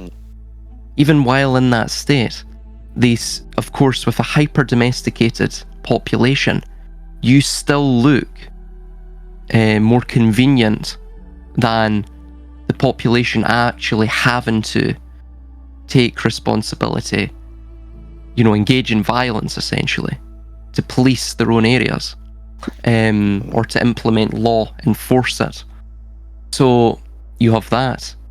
But ultimately, what they desire is to push people into what is total subjugation, total servitude, which is the CBDC, the AI governance as well, all of that, government by algorithm, essentially, decision making based on the algorithm, even maybe a sort of algocracy, where you have a government that's made up by AGI or some form of AI algorithm. And furthermore as well, the sort of 15-minute city model and everything that goes along with that, geofencing, timed credits with the CBDC system, the ULEZ zones, all of this, right? You can't leave the zone. You have very little. You have little upward mobility. You can't network outside of the zones. All of this, right? This reduces competition, right? Remember, competition is a sin, and it further corrals that energy. It bottles that energy up that the population may have. They may seek to network with other people to attempt to counter or to compete against the government or any of the corporations. If you have these 15-minute zones, this model, you can more easily curtail that and corral it. And in that sense, I think their thinking is on this to, like a fire, you sort of corner it, you smother it, you deny it oxygen so it can't perpetuate. It can't establish an inferno. So that's their thinking regarding that population control measure. And all of those population control measures, those can only come in. You can only bring people to that point if you have some form of crisis. Artificial collapse is one such example. However, you would have the same artificial collapse if they engaged in direct war with Russia or sent troops to Gaza, for example. I mean, the Muslim populations in Europe alone would riot, they would rebel. I can guarantee you of that overnight. They are highly energized. And if we were sending troops and armaments and whatever over to Israel to wipe out the rest of the Gazans, you would find things would go south. So things like that, these are narratives that could be developed, could be exploited in such a way and framed in such a way to again steer the chaos that is the population, steer them like the buffalo run to the predetermined point of harvest. So ultimately, that's how I view all of this. Yeah, I see it as still on the cards. And what about the possibility of resistance or rebellion from, the erstwhile civilian community, the likes of ourselves in the West? Do you think there's any hope there for sort of a decent counterbalance coming up from grassroots in terms of, as I say, resistance? And if so, what kind of effect do you think it can have a quantifiable effect on this system? Well, we have memetics, the idea of memetics, so we can spread our pathogenic ideas, let's be honest. Like, they have pathogenic ideas, so do we. Our infectivity, of course, is curtailed, it's mitigated by the fact that we are taking off a lot of these, we're censored on a lot of these mainstream platforms. And the problem is as well, people do not know how to use and develop and adapt code words to maintain their presence on these platforms in a sort of concealed, occult sense, esoteric sense. So that's a problem. So we're then corralled, we're then sort of cornered in these echo chambers and the alt platforms like BitChute, Odyssey, Rumble. You're preaching to the converted on those platforms, and the problem is you see it on BitChute quite pronouncedly, where people have been cornered on BitChute for so long, they're in these echo chambers for so long, they end up going stir crazy. It almost turns into like an asylum, right? Where they're swinging from the ceilings and sort of hanging off the bars and frenziedly swinging erratically off those bars, off on the windows, and they're in the straitjackets and things such as that. It's a bit like that on BitChute, like that on Odyssey as well. So that's the problem. People aren't really willing to employ memetics. I think that's going to change. I hope it changes. I'm trying to cultivate, you are too, we all are, a better sort of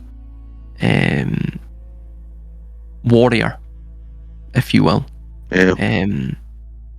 But I think too, with the technology, it is a double-edged sword, because even with AI, with a lot of this other technology throughout, for example, the STEM fields, and even the hard sciences, you're starting to get these technologies can be democratized rather easily. Yeah. For example, right, and I just point this out regarding what is at the disposal of a resourceful individual. For about $15,000, one could theoretically create a pathogenic strain. I mean, that's the type of technology that we're talking about.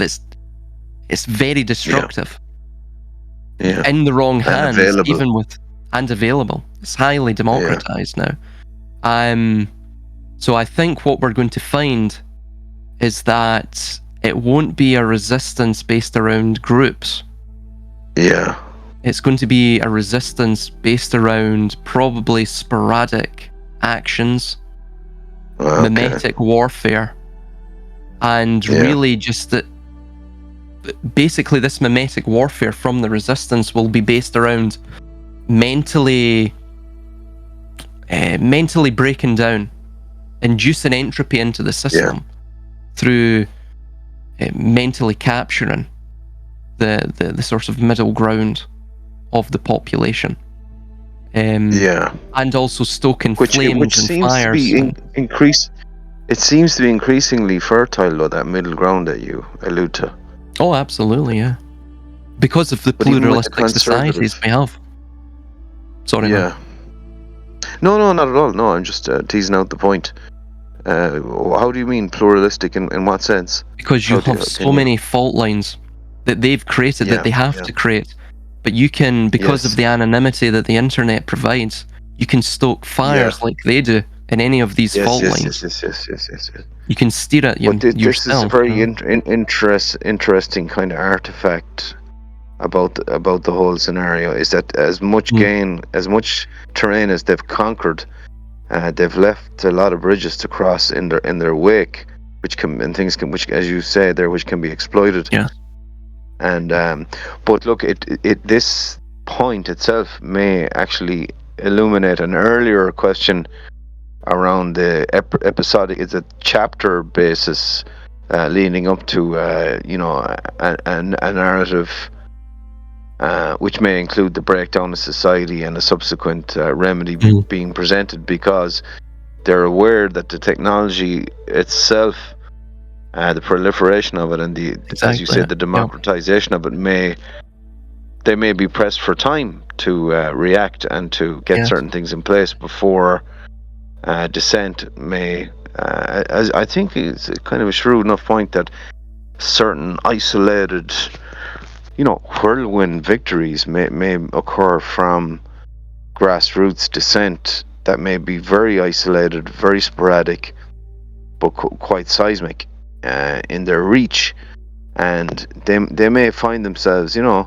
it's a David and Goliath type scenario. They may find themselves being struck really right in the eyeball when they least expect it, very forcefully, from quarters that were perhaps ill-funded, or that just resourcefully, imaginatively, and creatively use the technology in front of them to and as they centralize, I beg your pardon? As they centralize more and more power, their creativity, imagination will diminish amongst their managerialists. So and actually some of the dissent and rebellion itself may not necessarily even be political. Like, some of it may be hitting the thing because it can be hit. So it's almost takes on like a computer game kind of scenario. You know what I mean? You're hitting it because it's fun to hit it. You troll it, really. Like I see them there on shortwave on the Russian buzzer frequency on 4625 megahertz on the shortwave radio, and it's just a buzzing sound. But every once in a while, you'll have these pirates will broadcast some other signal on that frequency just to piss off the Russian buzzer. Now, the Russian buzzer is like a Russian military marker on that particular frequency, but it's been hit for no other reason than, as we say in Ireland, for the crack. So it's like, as you were kind of intimating, perhaps dissent in the future, you might have, David and Goliath scenario just for the crack, because the technology is there and because you can hit it. But it's more funded, or it's more informed by that. I think you hit the point earlier on in the conversation. This sense of malaise that's at the heart of this new society. So one merely strikes out, not perhaps from an informed political point of view, but it's more like spraying graffiti on a wall. It's a kind of an expression of a kind of an angst. It's like that old African proverb where if the man is not loved or if the boy is not loved by the village, he will burn the village down to feel its warmth. So this is the issue.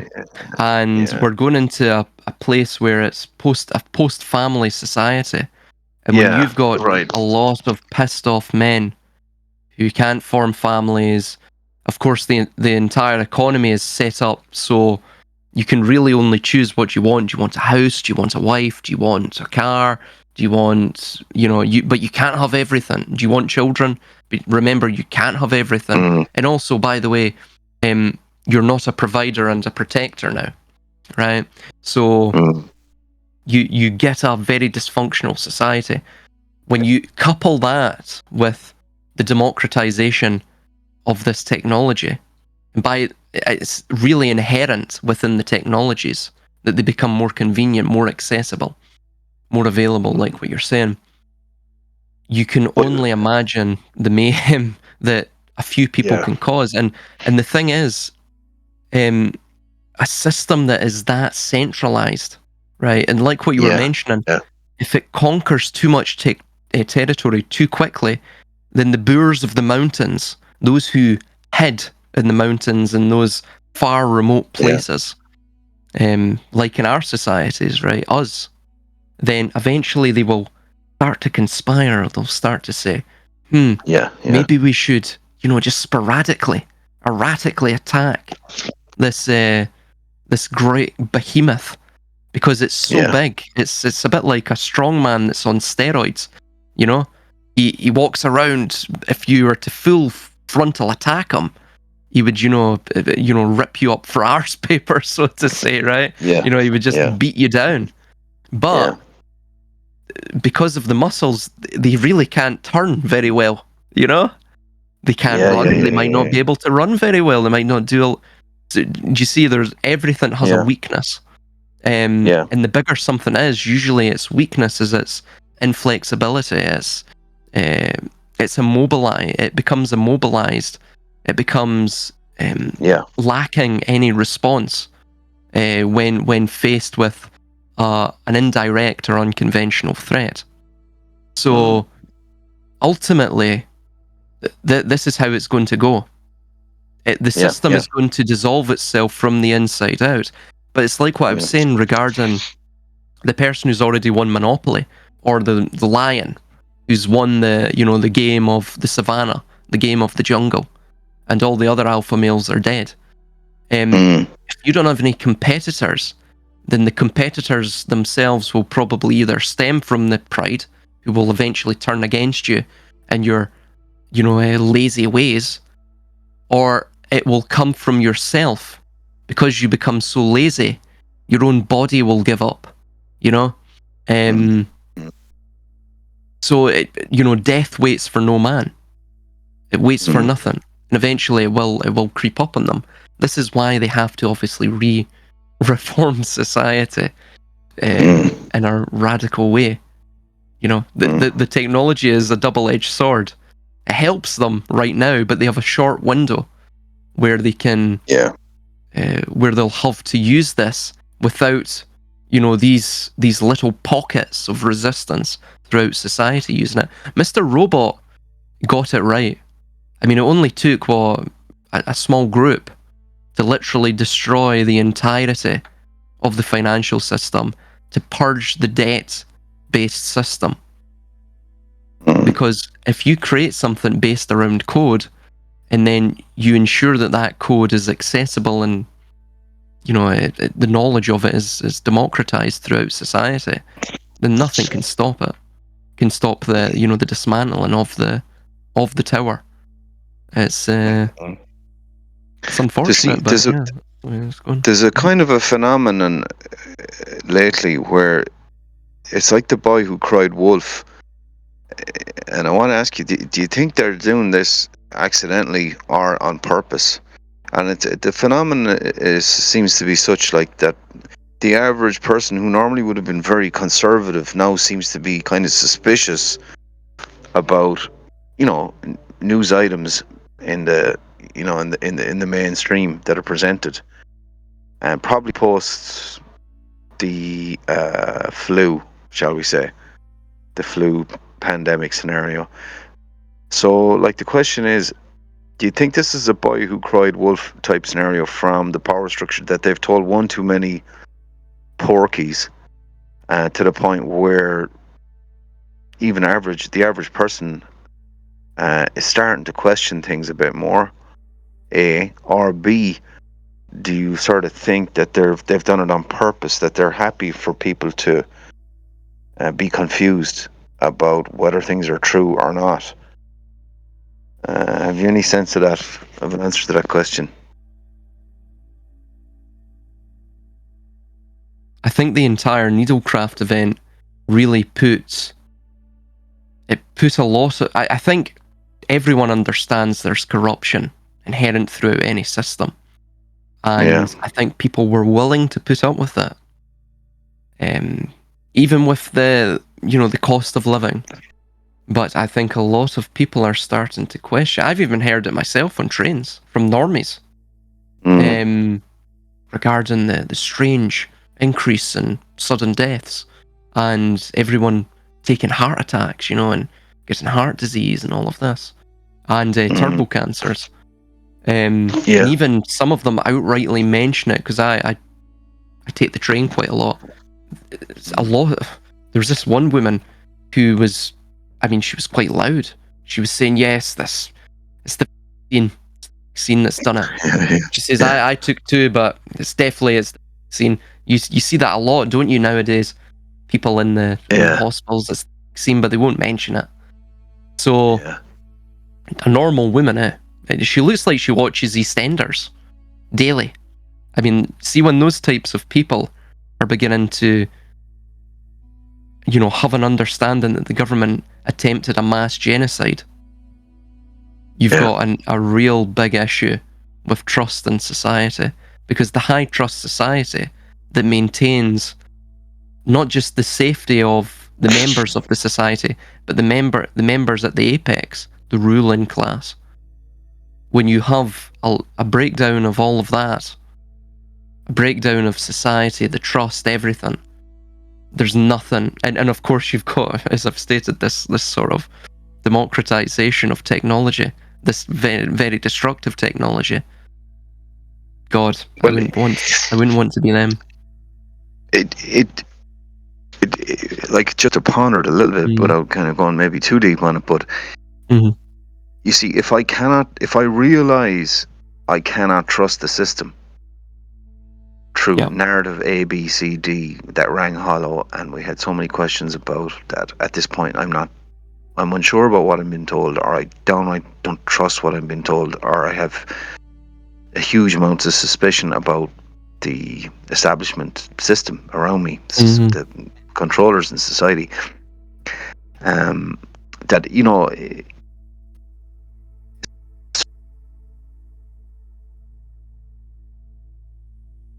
Oh, sorry, you're breaking up there, Zeal. Question is, where was that? Well, sorry, I give it a sec here. It's just maybe can you hear me now? Yeah, you're loud and clear now. Sorry, just repeat that. So like, if people lose trust in the system, to put it bluntly, from a fear point of view, it may behoove the system that the population see them as, well, maybe you shouldn't trust us. Maybe you should fear us. So it may be that the system is slowly letting the mask slip and revealing itself to be a kind of a serial killer.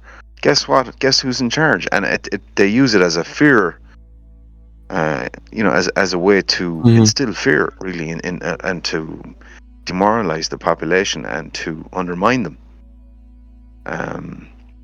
So maybe that's one scenario, or perhaps another scenario. Sorry to cut across. Perhaps another scenario, way to analyze it would be that the system is at a loss because of it, because now they cannot just easily roll out multiple narratives, because of this distrust sort of situation. So it impedes them. So I'm just wondering which one of the two might be the more likely. You know what I mean? But I was thinking, with the Trump thing, the recent scenario was like, there was a lot of holes in the story, bar the one hole where it should have been between his two eyes, but there was so many holes in the story and so flimsy that it crossed my mind, perhaps it's purposely flimsy because it's designed to show the thinking person that we don't even need a solid story anymore. We're here, and this is the way we're moving, and we can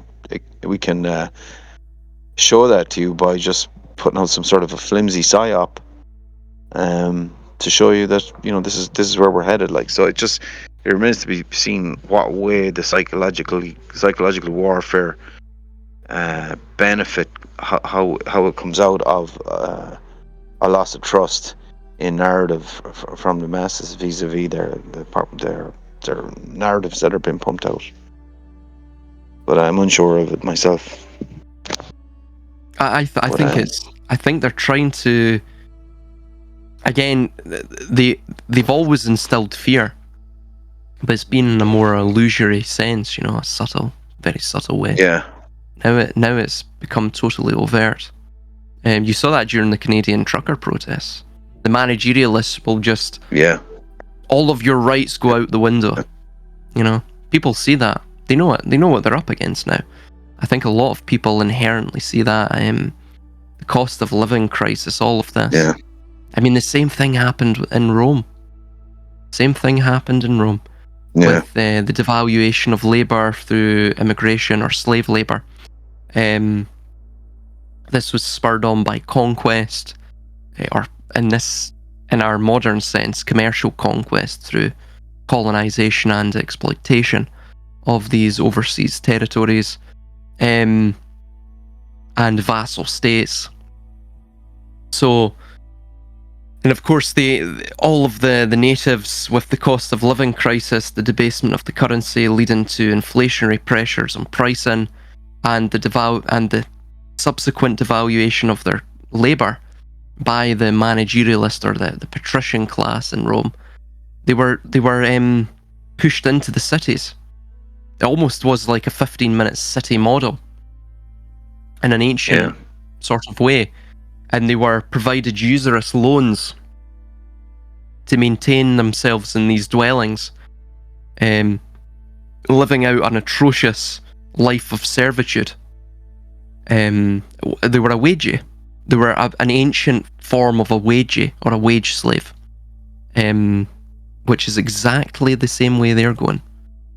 I mean, ultimately, what happens in the end is a counter-elite form, and it ends up eroding the system, because a full, an actual empire forms in terms of an imperator, an emperor takes hold of or there's a change in government. It becomes more authoritative, or authoritarian rather, in terms of where all the, an absolute monarch takes hold, if you will, figurehead. And then that sets the precedent. That begins the process of, total collapse, total decline. And then you get the onset of the barbarian invasions, which arguably in Rome, in Rome's experience, or Rome's experience, that occurred, over a very long span. I mean, Rome was quite robust in that sense, and I don't think none of this is natural. I don't think this is natural. This is completely artificial, especially when you're looking at, for example, slave labor or immigration. That idea, the debasement of currency, loans, usury.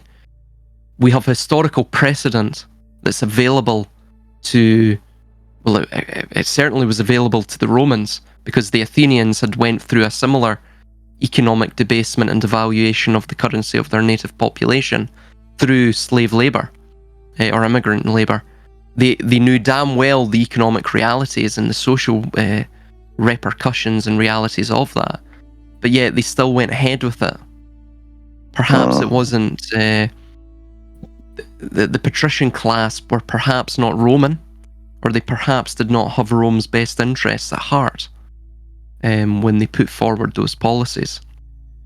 Who knows? Or maybe it was corruption that set in, hubris, I don't know. But I tend to see it a lot I tend to see it nowadays as an example of external influence, that the Roman system had been captured externally. And that's the only way I can explain it. It's similar to our own system. It's been captured externally via some sort of Trojan horse. Yeah. A kind of cultural, financial Trojan horse. Yeah, exactly. And well, man, do you want to... Oh, sorry, continue. No, go on. What were you going to say? Oh, no, nothing, no. Please continue your thought. No, I'm probably going to wind up soon, but to just finally tease out that barbarian horde idea, is that something do you think is a synthetic thing or a natural decline? And if, is that something you foresee happening to the West, as is the globalized West? And if so, where are we to look to, West Africa or Ukraine or, the usual suspects for our barbarians? It's totally synthetic. And by that, I mean, well, for example, in Scotland, I know it doesn't seem like it now, but Scotland was extremely conservative all the way up to maybe the 60s. And by that, what I mean is they were highly territorial. So if you, well, the English know that pretty damn well. Yeah. I mean, if you didn't come from a certain, town, and you were walking through there and you were an outsider, an outlander, you'd be set upon, and you'd be sternly asked, if they were polite enough about it, why are you here? That's been bred out of the Scots. Well, it's been actually educated out of the Scots through indoctrination. Again, this is what managerialists do. They create predictable patterns of behaviour by manipulating the informational landscape through media, and thus instilling in the population a new cultural paradigm, which is usually antithetical to that culture's interests, to that people's interests, as we see with, for example, what's happened with Scotland and the rest of the West. But yes, to answer your question, the population collapse that's going to come about, I mean, it was going to come about anyway through just basic, demographic reasons, lack of birth rate, the lessening birth rate, the lack of the replacement rate, birth rates within the West. But with the introduction of other control measures on Western birth rates, for example, this needlecraft, which seems to have an effect on fertility as well, or it induces sterility. I think that will only expedite what was already going to occur due to our dysgenic culture. So yes, what will occur is that the managerialist class, the patrician class, like what happened in Rome and all of these other various what are now long extinct empires and civilizations, is that they will seek to, once, for example, when the Indians, and there was my I guess it would be my is it brother-in-law? Yeah, I guess it would be my brother-in-law now, or soon-to-be brother-in-law. He works in Sky, which is now owned by Comcast. Comcast, when they took it over, when they merged with Sky, again, this sort of corporate culture of merging, they moved all of the call centers, essentially all of the IT work rather, to India. Now, what happens when India increases, its living standard increases, and its economic clout, its financial clout increases, and the specific Indian, the Indian man, woman, they sort of set their sights higher in terms of wages and all of this. What will happen is they'll move to Africa. they'll try to tap into that cheap labor, right? Then eventually they will run out their sights will be set higher, and at that point in time, the West economically and financially will be destitute. So ultimately, what's going to happen is they'll turn on us in many ways, because the tap will run dry, right? Yeah. So I mean, if the tap runs dry, and they realize that the streets aren't paved with gold, and that this is just a barren wasteland with grey overcast skies and rather pitiful a pitiful climate, with nothing here, no opportunities, what do? They either carve out, like vultures, their own territory from the decaying corpse of the West, or they merely just feast upon it in some other fashion. I mean, it's basic logic. I would do the same. We did do the same with Rome. This is the irony of it. Yeah.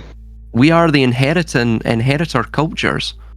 We are the migratory tribes that devoured Rome like vultures, carving out from its carcass our own kingdoms, which thence developed into empires, and now we're at the same point that Rome was.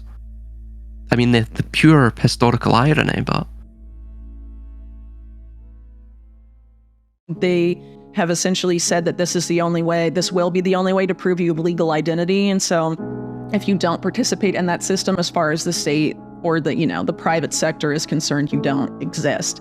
So by not participating in that system, you're inherently excluded from the economic system and really essentially everything. It's going to be a problem, reaction, solution type of situation where they've already made the solution. They've already developed what they want to be the new financial governance system after this new Bretton Woods moment. They just need some sort of big event on the scale of World War II or some large event that's, equally disruptive in order to be like, all right, now it's time for a new financial governance system after this big event like they did after World War II. Mm-hmm. Today we have investigative journalist Whitney Webb warning us that we are witnessing the birth of a new international monetary system, the consequences of which will be disastrous.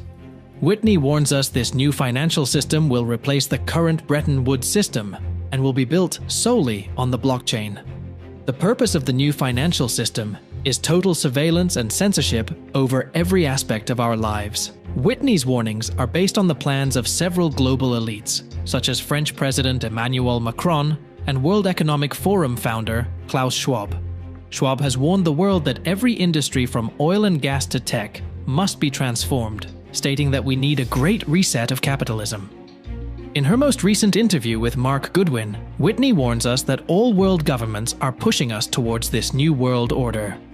It is being ushered in by elites such as BlackRock's Larry Fink, who wants to tokenize all existing assets and commodities in the natural world. Whitney warns that everything will be tokenized, from forests to rivers, mountains, and lakes. Everything commoditized to be owned and traded by the super rich and powerful, all with one singular goal in mind: complete control and domination over the rest of us. Within the conversation, Whitney breaks down two important factors of the New World Order plan: digital IDs and natural world tokenization. Whitney warns that Schwab and his fellow elites are on the verge of achieving their grand plans and will use a catastrophic level event on the scale of World War II to usher in the new financial system. As we bring you clips from the video, only a small percentage of my viewers are actually subscribed. If you enjoy finance and investing content, consider subscribing or liking the video. It's free and you can always change your mind. For now, let's jump in with Whitney Webb. So I think the digital ID is a key enabler of the surveillance, knowing what everyone is doing at the transactional level and being able to tweak that micromanagement based on a person's activity, because the digital ID isn't just limited to the financial system, right? It's like your travel, your health history, your career history, your education credentials, your access to telecommunications, social media, the internet. With the new AI era, right, they can fuse all that data, analyze it, and depending on how they develop that AI algorithm, use it to control people really in unprecedented ways. I think the digital ID and the CBDC and its private sector equivalence project is something that we're always sort of intended to be the same system. So there's documents from the UN, from the BIS, and in related groups that are sort of that have been working on this for years. That essentially frame one as essential to the other, using words about, this is inclusionary, the whole, I guess, marketing behind digital ID is that everyone needs legal ID because otherwise they're unable to access essential services, right? And so the idea is we all have to be included in the system, and they directly link that to the concept of financial inclusion and banking the unbanked, which you brought up earlier. But inherently, these systems actually function in an exclusionary way based on how they've been set up. They have essentially said that this is the only way, this will be the only way to prove you have legal identity. And so if you don't participate in that system as far as the state or the private sector is concerned, you don't exist. So by not participating in that system, you're inherently excluded from the economic system and really essentially everything. So you have to onboard to the surveillance state or be excluded from everything. So it's, being marketed as inclusion, but it's really inherently exclusionary. Totally. So how does this system get triggered? How do we move into the Mark Carney-ism? Well, I think they sort of give it away when they say that this is the new Bretton Woods movement that needs to be seized. So Bretton Woods was what came out of World War II, essentially, and was the creation of a new financial governance system after World War II.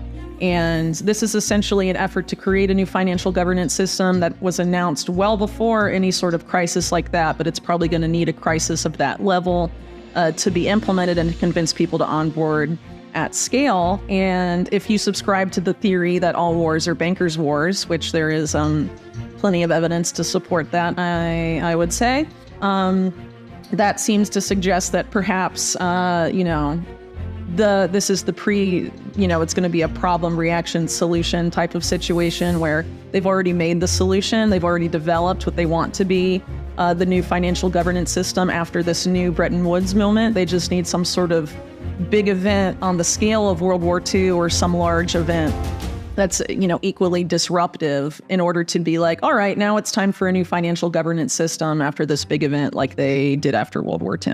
Mm-hmm.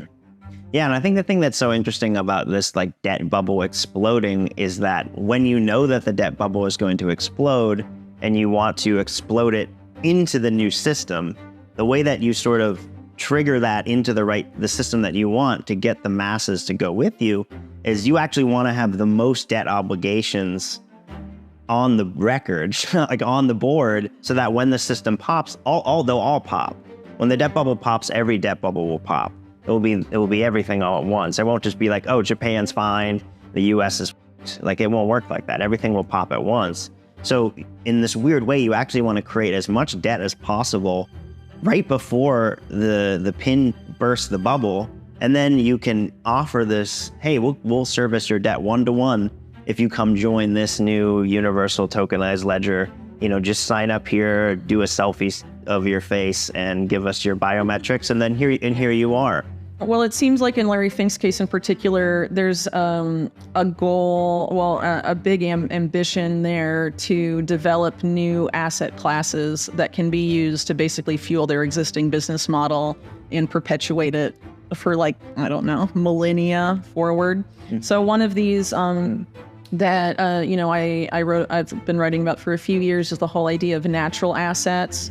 What they call nature's economy. And one of the groups that has been sort of propelling this forward, at least one of the earlier groups, the Intrinsic Exchange Group, which is a product of the Rockefeller Foundation and the multilateral development banking system, has a graphic on their website called The Opportunity. And they show there the existing amount of assets in the world economy, and then show what if we unlock natural assets, how nature's economy, it's like 6 times the amount of existing assets in the economy today.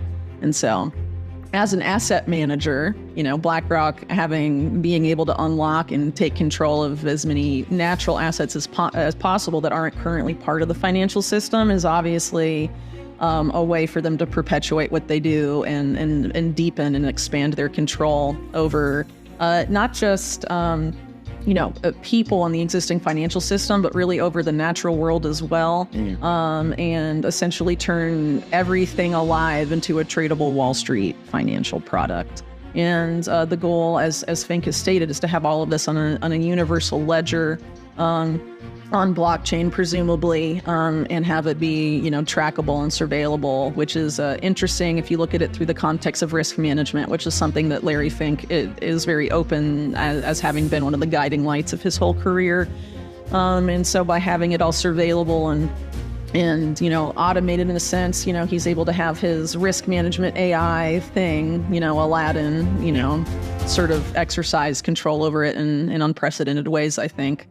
For their benefit. And then, of course, a lot of what's happening now as we're moving into this new financial governance system is the push to change all of the infrastructure towards this, quote unquote, green model, I guess, or decarbonization, right? Which is, of course, interface with the global carbon market, but not necessarily so, like it doesn't have to be. But the push is obviously to create a bunch of new infrastructure all over the world. And BlackRock is positioning themselves to be one of the key players in that space. They acquired, I think they're called GIP, one of the biggest infrastructure, developers in the world. And I think one of their top guys at Davos just a few months ago was talking about how they're betting really big on infrastructure going forward. And it's going to be one of the biggest investment opportunities of the next several decades, actually. So I think they're quite ambitious. And, if people aren't aware of this, I'm sure they'll get away with it, but we'll see. One of the things, too, about the natural asset thing, at least as far as the natural asset corporation model is concerned, is that you literally just go into a forest or you go to a river or lake and you identify the natural asset. And then at no cost to you, just after identifying it, you issue shares in the natural asset, a lake, a forest, whatever, and then you sell those shares to the sovereign wealth funds, asset managers, whatever, and then you have an IPO and generate all this money. I mean, it's literally just pointing out something outside and being like, this is mine, I'm going to fractionalize it and sell it to people, and you're producing money in out of thin air, essentially. And you're able to do that. I mean, the natural world is vast and huge, and they're doing this, they're financializing it all as framing it as the only way to save the planet. But really, it's the only way for them to save their insane debt racket. Right. And it's funny, too, because, I think there's a parallel here that you've talked a lot about where it's like, pay no attention to the man behind the curtain playing with the blockchains and who's validating the blockchains. Howie Lutnick of Cantor, specifically said, hey, if you want something seized, Tether's great, you just call Tether. Ethereum's great, you just call Joe Lubin. You call the guy behind the decentralized theater to blacklist the person or do whatever. Mm-hmm. Reminds me kind of a little bit of how the AI play is probably going to go, right? It's like, oh, it's AI that's in charge. It's AI that's in control of all these things, but really it's the keepers of the AI. Totally. Mm-hmm. Yeah. I mean, you have to pay attention to the people that are tweaking the AI, programming its objective functions that maintain it. They're able to manipulate it, and there is definitely a coordinated push to put AI in charge of as much of everything really as possible, and allows them to sort of follow what I call the Wizard of Oz model, be the man behind the curtain, but have AI be sort of this layer between you and the public that gives you sort of allows you to never be accountable for anything. You can just either blame everything on the AI or say like AI is superior to human intelligence and therefore, it's not our fault and we should trust what it says. Computer says yes, computer says no. And, I think it's very likely that AI following that same model is going to have a very big role in this coming, digital financial system. Yeah. Well, I think the selling point that we're going to be seeing soon are these same guys saying this is the free market solution to climate change. Right. Let's let the free market resolve the environmental issues that we're facing. And this is the way to do it. I think it's probably going to be cloaked under those metrics because obviously framing it in sort of a left-leaning way has been unsuccessful and generated a lot of pushback to the point where you have big groups like BlackRock and Vanguard, abandoning some big climate groups that they were a part of. You have Larry Fink openly backing away from the term ESG after being sort of the ESG champion guy and going on record saying that a lot of this this stuff that BlackRock's been involved in, that's been framed as ESG, isn't about politics or ideology. It's about the prospect of long-term returns and profit. So I think, you know, him moving in that rhetorical direction is sort of a harbinger of what we're likely to see going forward, because they want the big players in financial markets to sign on, and they don't want to see it as like a state-led thing. They want to see it as a private sector-led thing to get them to onboard, and also to sort of, I think, neuter a lot of the criticism from right-leaning people and the populist right in general. The guys with guns. Yeah, well, in the States, yeah, Sure. the majority of gun owners, right? They want to sort of placate them. And I think they're also going to offer it to people as, oh, if you buy into these systems, you'll, you know, be prosperous. This is, you know,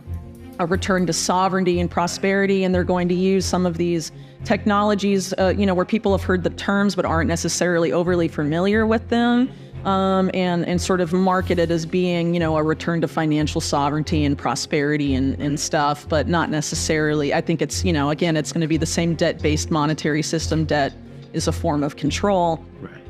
But they're going to try and market it, I think, under those metrics. So, you know, Fink recently said that he views Bitcoin specifically as a technology for asset storage. And in this multipolar currency paradigm, you know, it's likely there's going to be, you know, in multipolar reserve assets, they want to move away from the appearance, at least, that the U.S. dominates the reserve assets of the world. Do you think Bitcoin has a place in that? And do you think it's possible for the U.S. government to sort of Wizard of Oz that, to sort of be able to manipulate countries, you know, through that potentially? 100%. Yeah, I mean, we talked earlier about how, you know, Bitcoin basically is digital M0. It's this digital base layer money, digital base money, and all of these other dollar-denominated things, and Ethereums and all these whatevers are you know, debt-based. And, you know, Larry Fink specifically talks about, you know, yeah, it's technology for storing assets. It's this universal ledger of the state that, you know, we can shove any integers into, any bits, and use it to uphold the state of all sorts of other assets. The U.S., I think, has the most to gain from Bitcoin, actually. It's sort of this weird, you know, it's been framed, you know, so much so the opposite. But the U.S. has so much Bitcoin. The United States has 1 million plus Bitcoin. We're seeing companies like MicroStrategy, you know, basically doing a speculative attack against the U.S. dollar while their headquarters is 15 minutes away from the CIA at Langley. They have 200,000 Bitcoin. The ETFs, you know, with Grayscale and with the new BlackRock and Fidelity ETFs, there's like almost 600,000 Bitcoin now within the United States. There's a huge push within the United States, within the borders of the United States, you know, to acquire as much Bitcoin as possible. I think the U.S. has way more to gain as we've crossed this 33 trillion, 34 trillion. We're at this runaway debt service. Where do we print money and retain our economic hegemony? We can actually inflate the dollar into Bitcoin, this demand inelastic asset, and uphold the economic hegemony of the dollar, you know, using Bitcoin basically as this digital M0 to offset. And now we're seeing Basel III laws coming into the play with capital requirements, where if you want to hold $100 million of Bitcoin, you need to hold $100 million of dollars on the books as consumer protection. What that actually means is if that $100 million turns into $10 trillion of Bitcoin because of an insane price explosion, now you need to hold $10 trillion. So they've created this tethering, no pun intended, but also probably pun intended, of the dollar system to Bitcoin. And, you know, they want to control where this debt bubble pops. And now they have the perfect vacuum to suck up the dollar debt. So, you know, within Bitcoin circles, it's been framed for a long time as the answer to fiat, to the debt-based monetary system. But what you're saying is that the powers that be in the U.S. are poised to use it to perpetuate us into the new era of the debt-based monetary system. Yes, I am, for sure. You know, we have to make sure Bitcoin doesn't just become an asset that's paperized and you trade it with shares on BlackRock's iShares IBIT ticker. And instead, we really focus on making it a currency that can be utilized by everyone in the world, and that billions of people can hold, you know, Bitcoin in a self-sovereign, self-custodial way. And it doesn't just become the settlement network for central banks around the world.